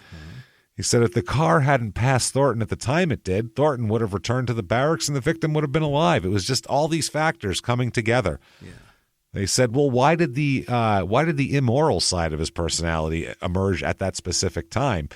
The psychiatrist Clary believed that fatigue coupled with other problems relating to his childhood was a major factor. Yeah. He said Thornton hadn't slept the night before and simply could not resist the forced part of his personality. They said he was sleepy. He was a little sleepy. You know how that goes. I don't sleep a lot. You know me. I break into another personality. I murder teenagers. It happens often. It's tough. It's getting harder to cover the tracks. You know what I mean? He then said, the prosecutor asked him, quote, could he have been saying these things in the interview because he knew that's what you wanted to hear? Yeah. You know, is he lying, stupid? And the doctor said, quote, I gave serious thought to the possibility that this was an acting job. I don't think that's a possibility. He said John didn't have as much regard for morality. He didn't think in terms of good and bad as Johnny does. So they're like, okay. Sure. Yes, all right. All right. Sure. All right. No problem. So they have state shrinks to come in rebuttal here, state psychiatrists, and they say that, quote, here's one, Dr. Otzenmeyer, I think he was well aware of what he did and that it was wrong, and he tried to conceal it. I believe he knew what he did was wrong. So, in my opinion, he had the capacity to conform with the law but didn't do it. Yeah, he said he found no signs of psychosis, that is a mental disorder, sufficient to render him unable to deal with the task of ordinary everyday living. I found nothing to indicate that he was a hostility-minded individual. I could not diagnose any personality disorder. Another doctor said, in my opinion, he had the capacity to appreciate the wrongfulness of his act and could have conformed to the law. Uh-huh. They said, I found no evidence of psychosis or neurosis, no evidence that he was in any way mentally ill. Yeah. So and he got a job as an MP. They've got to do cognitive tests, right? I would hope so. Before they give him a gun and say, "Don't call for 6 hours. Go drive around." That don't call for 6 hours. Also, keep an eye on anybody that's on this land, and also our military people. No shit. Yeah. People that are trained with you're to police people that are trained killers. No shit. So they bring in another Dr. Herbert Spiegel from Columbia, and he says that he calls the whole thing a charade. He said he watched the video, and he said he was surprised and disappointed by Clary's methods. He called the hypnosis amateurish and just said the whole thing was a fucking joke, basically. He said Spiegel says he has 37 years of experience using hypnosis, and he's examined 10 proven cases of dual personality. So he does think it exists, and he has seen it before, and he just said, this ain't fucking it, is what it is. He said his hypnosis was a joke, and his performance was a joke. So I can't remember if this is the same guy that they used for Hillside Stranglers, but it's a guy that this guy testifies all the time in this sort of thing. So the verdict comes in here. Yeah. They send it to the jury. It's only, is he too crazy or not? That's the only question. They deliberate they expect this to be a long, drawn out thing. They're going to look over all the records. 2 hours of deliberation. 2 hours. 8-man, 4-woman jury, 8-woman, 4-man jury returns the verdict shortly after 6 p.m., surprising everybody who had just sat down for dinner. Yeah. 12 parents came back with a fast verdict. Weird. Strange, isn't it? They came back with a guilty verdict. Yeah. Guilty of everything. The jurors later on said they accepted the government's case that Thornton had too much trouble to prepare for, or did too much to prepare for and conceal his actions to be seriously mentally ill. Right. That's it right there. They cited the witnesses who testified he checked out an extra pair of handcuffs, which shows premeditation, and other witnesses said that he carefully constructed an alibi for the ammunition. He set up everything. He checked for helicopters. He was cold and calculating, is the best way to put it. So during the sentencing, on count 1, the murder of Wesley Hawkins, he's sentenced to, you, sir, may fuck off, life in prison for that. Count 2, assault on Tony Bates, that is sentenced to 20 years in prison. Okay. Count 3, rape of Linda Needham. He's sentenced to life in prison. Good. Count 4, kidnapping of the 4 victims for the purpose of rape. He's sentenced to life in prison. All sentences to be served consecutively. Oh, shit, damn. 3 lives. It's not good. No. It's a lot of years. 3 life terms plus some extra, all consecutive. Yeah. And the judge was quoted as saying, under federal law, Thornton will become eligible for parole in 10 years or less. But they said, to be clear, this case will be reviewed for parole, not that he gets parole hearings in 10 years. They review it to see if he can be up for parole. We'll talk about it. We'll high five and I'll say no. Well, during the whole thing, the judge said, quote, he gave him all these sentences, made it extra to show how much he felt that Thornton should, quote, never come out of the pen. Yeah. So there you go. And he would be paroled. He'd be up for parole on one charge after 10 years, right? Not all of it, because it's consecutive. Because it's consecutive. I'm not sure how that works, but he said either way. Even if he got paroled on that, he might be starting the next life term. Well, we'll find out where he is now. Don't worry. Now, this is terrible. Did he just come up with this one night? Well, there's 2 other missing teenagers from this area. Sheriff King said 2 other teens were taken in October of 76, which is very quick. 3 months before that, they disappeared. The next day, their car was found locked and abandoned. Oh, boy. Yes, no signs of foul play, exactly the same way. King said, quote, Johnny Lee Thornton's fingerprints were all over that case. We can't prove he did it, but I don't think there's any doubt in any of the officers' minds that worked it that he's responsible for their disappearance, and he won't talk. After his trial was over, he's been in the pen some time. The FBI sent a behavioral profiling team. They sent Mindhunter in to sit with him. He was one of the guys. They wanted to figure out what the fuck his deal was. Right. That's how interesting he is. And they sent the team to visit with him. He basically told them to go pound sand. He wouldn't talk to them. Manson talked to them. Every bad guy talked to them, and he's like, fuck yourself. He said, I don't believe we will ever be able to solve the case. I'd love to, but I don't think we will. So this was a kid named Al Marshall. His car was located there October 10th, 1976. It came up to the MP sergeant investigating the parked vehicle. Thornton's statement was, I guess they said What did you find any? That's what it was. He did. The sergeant told Thornton, I found this vehicle, and Thornton didn't go, okay, do you need help with anything? Can I help you? Thornton said, what do you know? What have you found out? Did you find anything? Do you know where the kids are? Oh my God, what kids? How does he know there's found a kids in car. there? Yeah. In short, he was fishing for information. Those suspect him of murdering Marshall and Gossage are their names. Also point out that Thornton appeared within 3 minutes of the radio announcement that he'd found the vehicle. He popped right up. That means Thornton was in the immediate area of the car that had once contained the missing kids. He hung out and watched it and waited for somebody to find it and then popped up. They said, and finally, Johnny Lee Thornton's previously undisclosed report of having fired shots to dispose of dogs. Thornton submitted his report on the morning of October 10th, and he reported that he shot dogs that night, too. So, and it was related exactly to the timeline of the disappearance of Al Marshall and T.C. Gossage. So he killed 2 other fucking people. Both nights he shot dogs. He shot dogs, car locked and abandoned, and it worked the first time, so he thought it would work the second time. But he left a girl alive, and that's why it didn't work. Otherwise, it might have worked. TC was probably a girl, yes?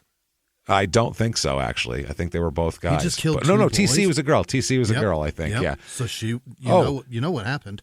Add another body to the mix here. Oh, God. At a later date, in the vicinity of the murder scene, another body is found at Fort Leonard Wood. They don't know who it is. They're trying to figure it out. They think it might be a 17-year-old that's missing. It might be this one. It might be that one. They can't tell if it's the body of a teenager or an adult. All this shit. They said parts of the skeleton were scattered over a wide area. There was no grave site as such. What? So this was a body that was taken apart and scattered. They said the body, it turns out to be Frederick Williams, who was actually a soldier there. Oh. And he ends up, 4 people end up being convicted of murdering this guy. Okay. So this was a different murder. And it was a different thing. It wasn't just a body left and buried in the ground. It was a scattered around thing. So it makes sense. But it was in the same area, though. That's wild. 1981, the parents sue the government, saying the federal government is liable for this guy killing on the clock, basically. Great. Not a bad argument. Not a bad argument. They're seeking, Hawkins family seeking $750,040 in damages. Needham's are seeking $600,000, and the Bates are seeking $501,815 in damages here. They do not get what they rule. They rule that the government's not responsible for it. Leroy Bates, who's Tony Bates' dad, said, "You will know this." It's a little aside to it. I don't think that really I ought to feel the way I do, but I do. Anyway, the thing which bothered me more about it than I guess about anything else about it, maybe, it's a selfish thing, but I think the Army was responsible to reimburse or pay us for something like that. When you look at all that happens around us now, things like that, how much they get and so on. Well, here he is using a military vehicle, carrying a military gun, and shoots them with a military gun while he's on duty. And then the judge says, that's too egregious a crime. I can't hold the Army responsible. At one time, they offered me $1,500. $1,500 they offered. If you're offering anything, then you're certainly culpable. Yeah. They said it was because of a traffic-related incident. They could give me $1,500. I said, forget it. None of us ever got anything. They didn't give these people a fucking dime. Not even paying for the funeral. Nothing. 1983, there's an appeal of the lawsuit, but again, they said we believe and find that Thornton's acts in stopping the car, handcuffing and killing the young men, and assaulting and raping the young women and shooting them could not, under any circumstances, be construed as to have been in furtherance of his employer's business. He is currently alive still, apparently, John. Really? Alive, at least he was as of 2 years ago, and was living in a federal facility in Tucson. What? Perfect. That shithole, he can die there. And he's got to be fucking, he was 23 fucking 50 years ago. I mean, he's got to be 70 now. Yeah. The book, by the way, is called Frozen Tears, The Fort Leonard Wood MP Murders by Sheriff J.B. King. Wow. And like I said, it's pretty dry, but if you're looking for information, it is just chock fucking full of it. So it's good for that. If you're an info nerd, that's a book for you. That said, hope you like that show. If you did enjoy, that close to me. No, I don't like him being on Earth. This guy's a terrible man. He killed those other people, and he would have killed more and more and more. Yeah. And I'm worried about who he killed in those 3 fucking months in between. Yeah. I mean, he's although that could have been his cool down, though, too. He may not have just done those first two the first time. Jesus, he's so volatile. That could be just on the base when he did them. Who knows what he's been doing outside of in his normal life? I'd check the Safeway dumpster because it's fucking scary out there. Beating his mom or beating his wife and fighting. Dropping babies. Yeah. Oh, throwing babies to the floor. Gronk score.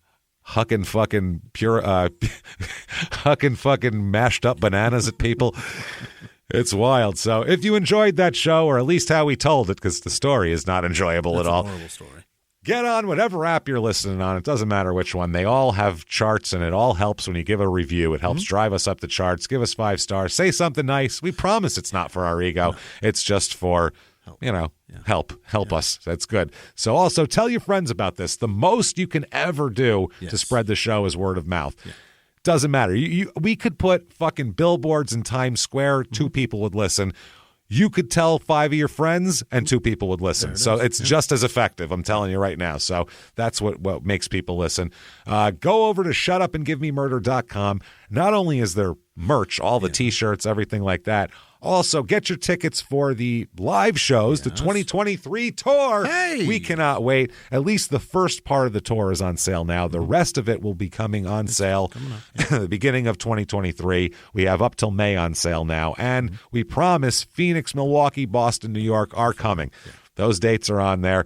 These dates, February 10th in Cleveland, February 11th, St. Louis, March 24th, Seattle. And once that sells, that's just about sold out. Once it does sell out, they'll open up the night before, too. We'll have a second show. And then March 25th, Portland, May 5th in Detroit, May 6th in Pittsburgh. Get those tickets right now. All of those are going very fast, especially those first 2 shows, Cleveland and St. Louis. Get those immediately. Those are going very fast. Thank you for all the interest in this. It means the world to us to be able to come do these shows it's with the you best. It's so great. You're the fucking best. Thank you. But when you walk in and the house is full and everybody's got energy and we just, it's so much fun for us and we hope it comes back to you. Yeah. So thank you for doing that. We put on a motherfucker of a show. We do. It's a comedy show. It's not a lecture. It's not a dry thing. It is a comedy show that happens to have a murder with crazy pictures involved. It's fun shit. So also patreon.com/crimeinsports is where you get all of your bonus stuff.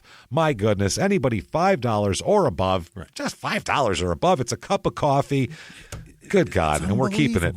Yeah. Always going to be $5. Anybody that get above that, you get everything. Not only new episodes, you get the whole back catalog. There's like 150 episodes to binge of bonus stuff. Right. You get every other week 2 new episodes, 1 Crime and Sports, 1 Small Town Murder. This week is no different. You are going to get, for Crime and Sports, Stories of the ABA. Hey.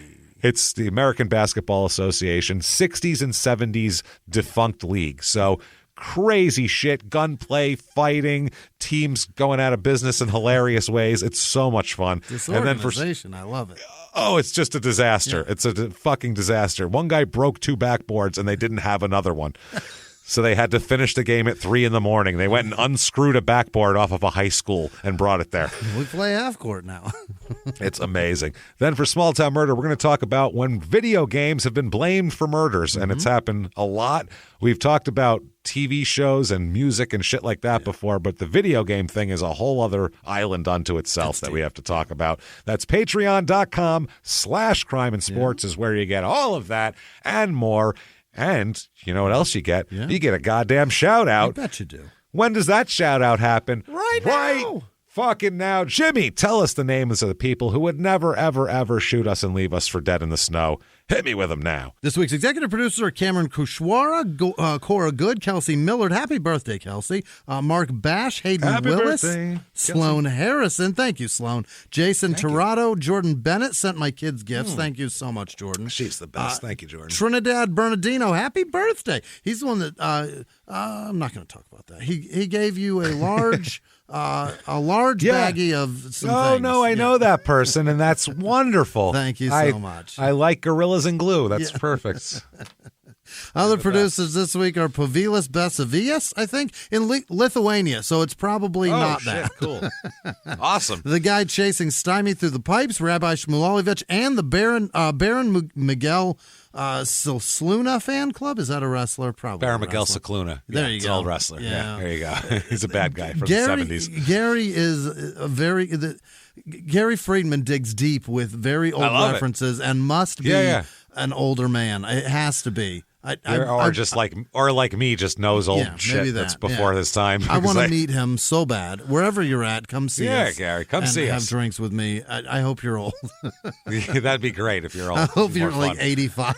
Oh, that'd be amazing. Tell you what happened in my day. And you found podcasts. When we fought the Kaiser, I'd be like, tell me more.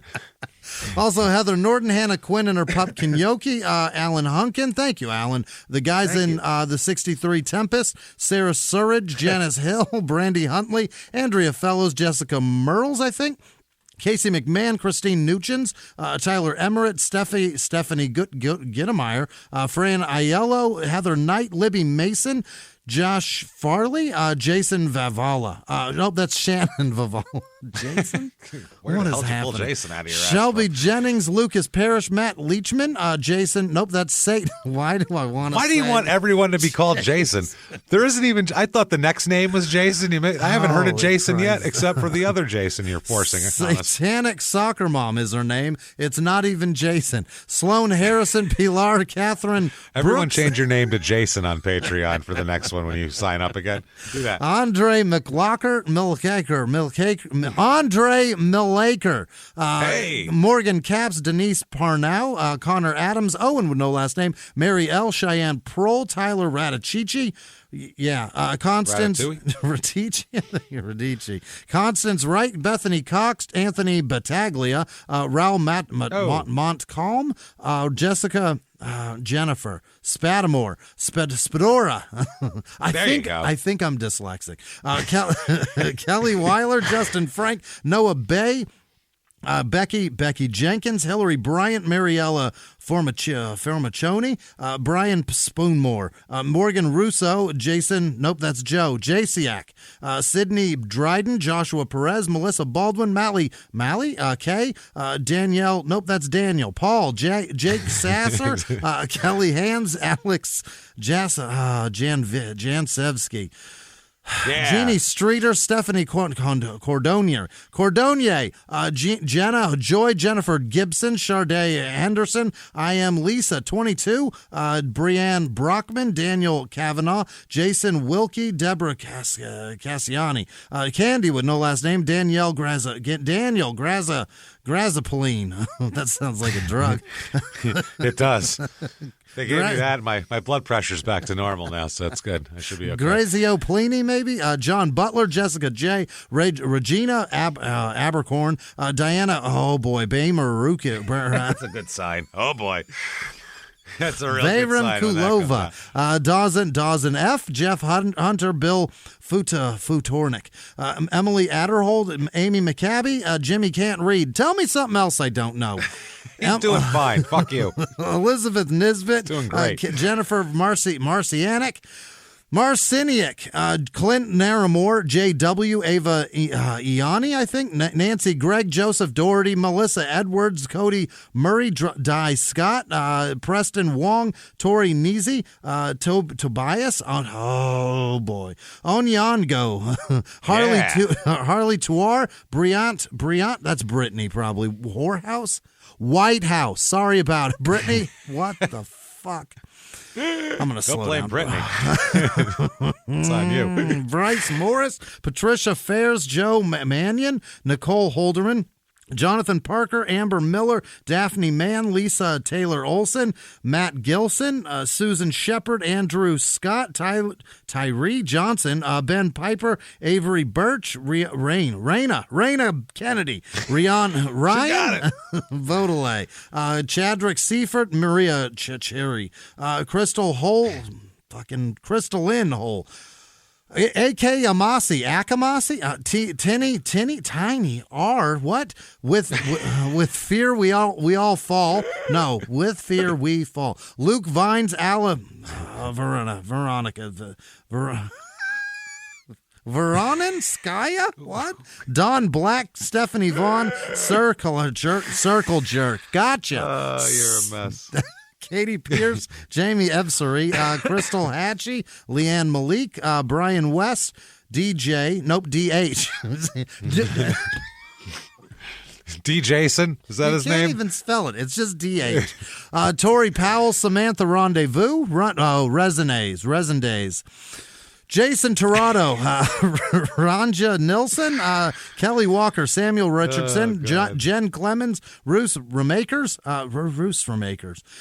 What are you trying to make me say? I don't know. Lynn Turner, Butter Knives, Bitch Mittens, Julie Bailey, Lynn Kirkland, Dave Coe, Austin Blanchfield, Amanda Hickman, Robin Johnson, Eric Donaldson, Michelle Casper. See, now I'm trying my best not to fall into the traps of the things that they write. And it's mixed with the fucking different names or different fucking... Names are hard. Echo Carey? What? Emma Townsend, Ellen Kay, Wendy Siamese Cat, Katie Southwell, Helena, 1000, Tasha Hernandez, Brittany Archangel, doesn't matter. Caitlin Cowell, Francis Sharp. You know who you are, motherfucker.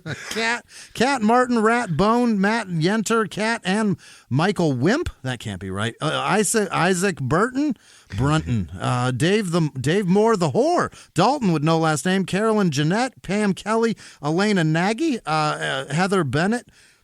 Aaron Dillon, Heather Amato, Shane with no last name, Michael Hudson, Jordy Papin, Cindy with no last name, Taylor Walker, Steve with no last name, Amanda Wedden, Gribble, Jacob Myers, Taylor Moon, Ariel with no last name, Allie Bebinger, Stephanie Sanders, Samuel with no last name, Benjamin Rickett, Vanessa Gill, Ashley Richards, Dawn with no last name, Ashley Hopkins, Jenna Olszewski, Carl Peak, Mirsa Bustamante, Maria Burkhart, I think Burkhart, Bill Langmesser,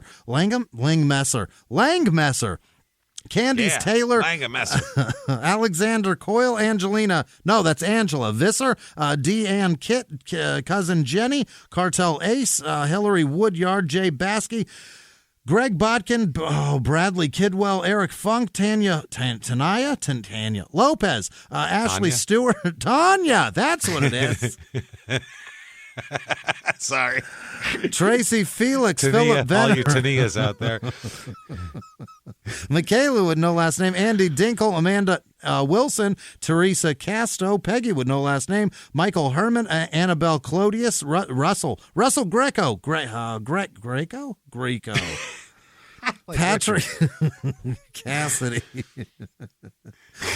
I want to die. Laura McHenry, Michael Starling Jr., Aaron Ahern Williams, Caleb Wells, Brooke Shaw, Kathleen with no last name, Petra Hovdebo, Allison Christie Johnson, Julie Lawson, Jennifer Passante, J.D. Lassiter, Moore Dahan, Moore Weston Morrison, Sarah Garrity, Chris Simmons, Kim with no last name, Alex Funk, Madeline Hurley, Kayla Higgins, Canella Oldroyd, Crystal Nelson, Michael McKee, Goober with no last name, Simon Frost, Garrett Wynn, Krista Jonch, Trey Reese, and also, I said Trinidad. Happy birthday. And all of our patrons, you guys are amazing. Thank you so much. Thank you, everybody, so much from the bottom of our hearts. Yeah. Honestly, we appreciate you each and every fucking week. Thank you so much for doing what you do for us. It really means the world. And we hope you're enjoying the Patreon episodes because we love making them. So that said, you want to follow us on social media, very easy to do. Shutupandgivememurder.com. The links are there. Links to us, links to this, links to that, links to everything. Hey. God damn it. Until next week, everybody, it's been our pleasure.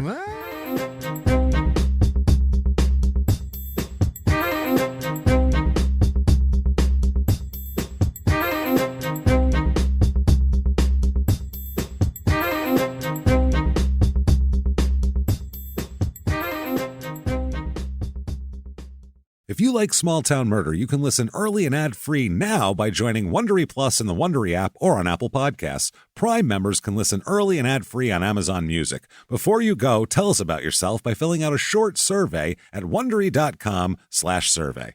Have you ever gotten a message out of the blue?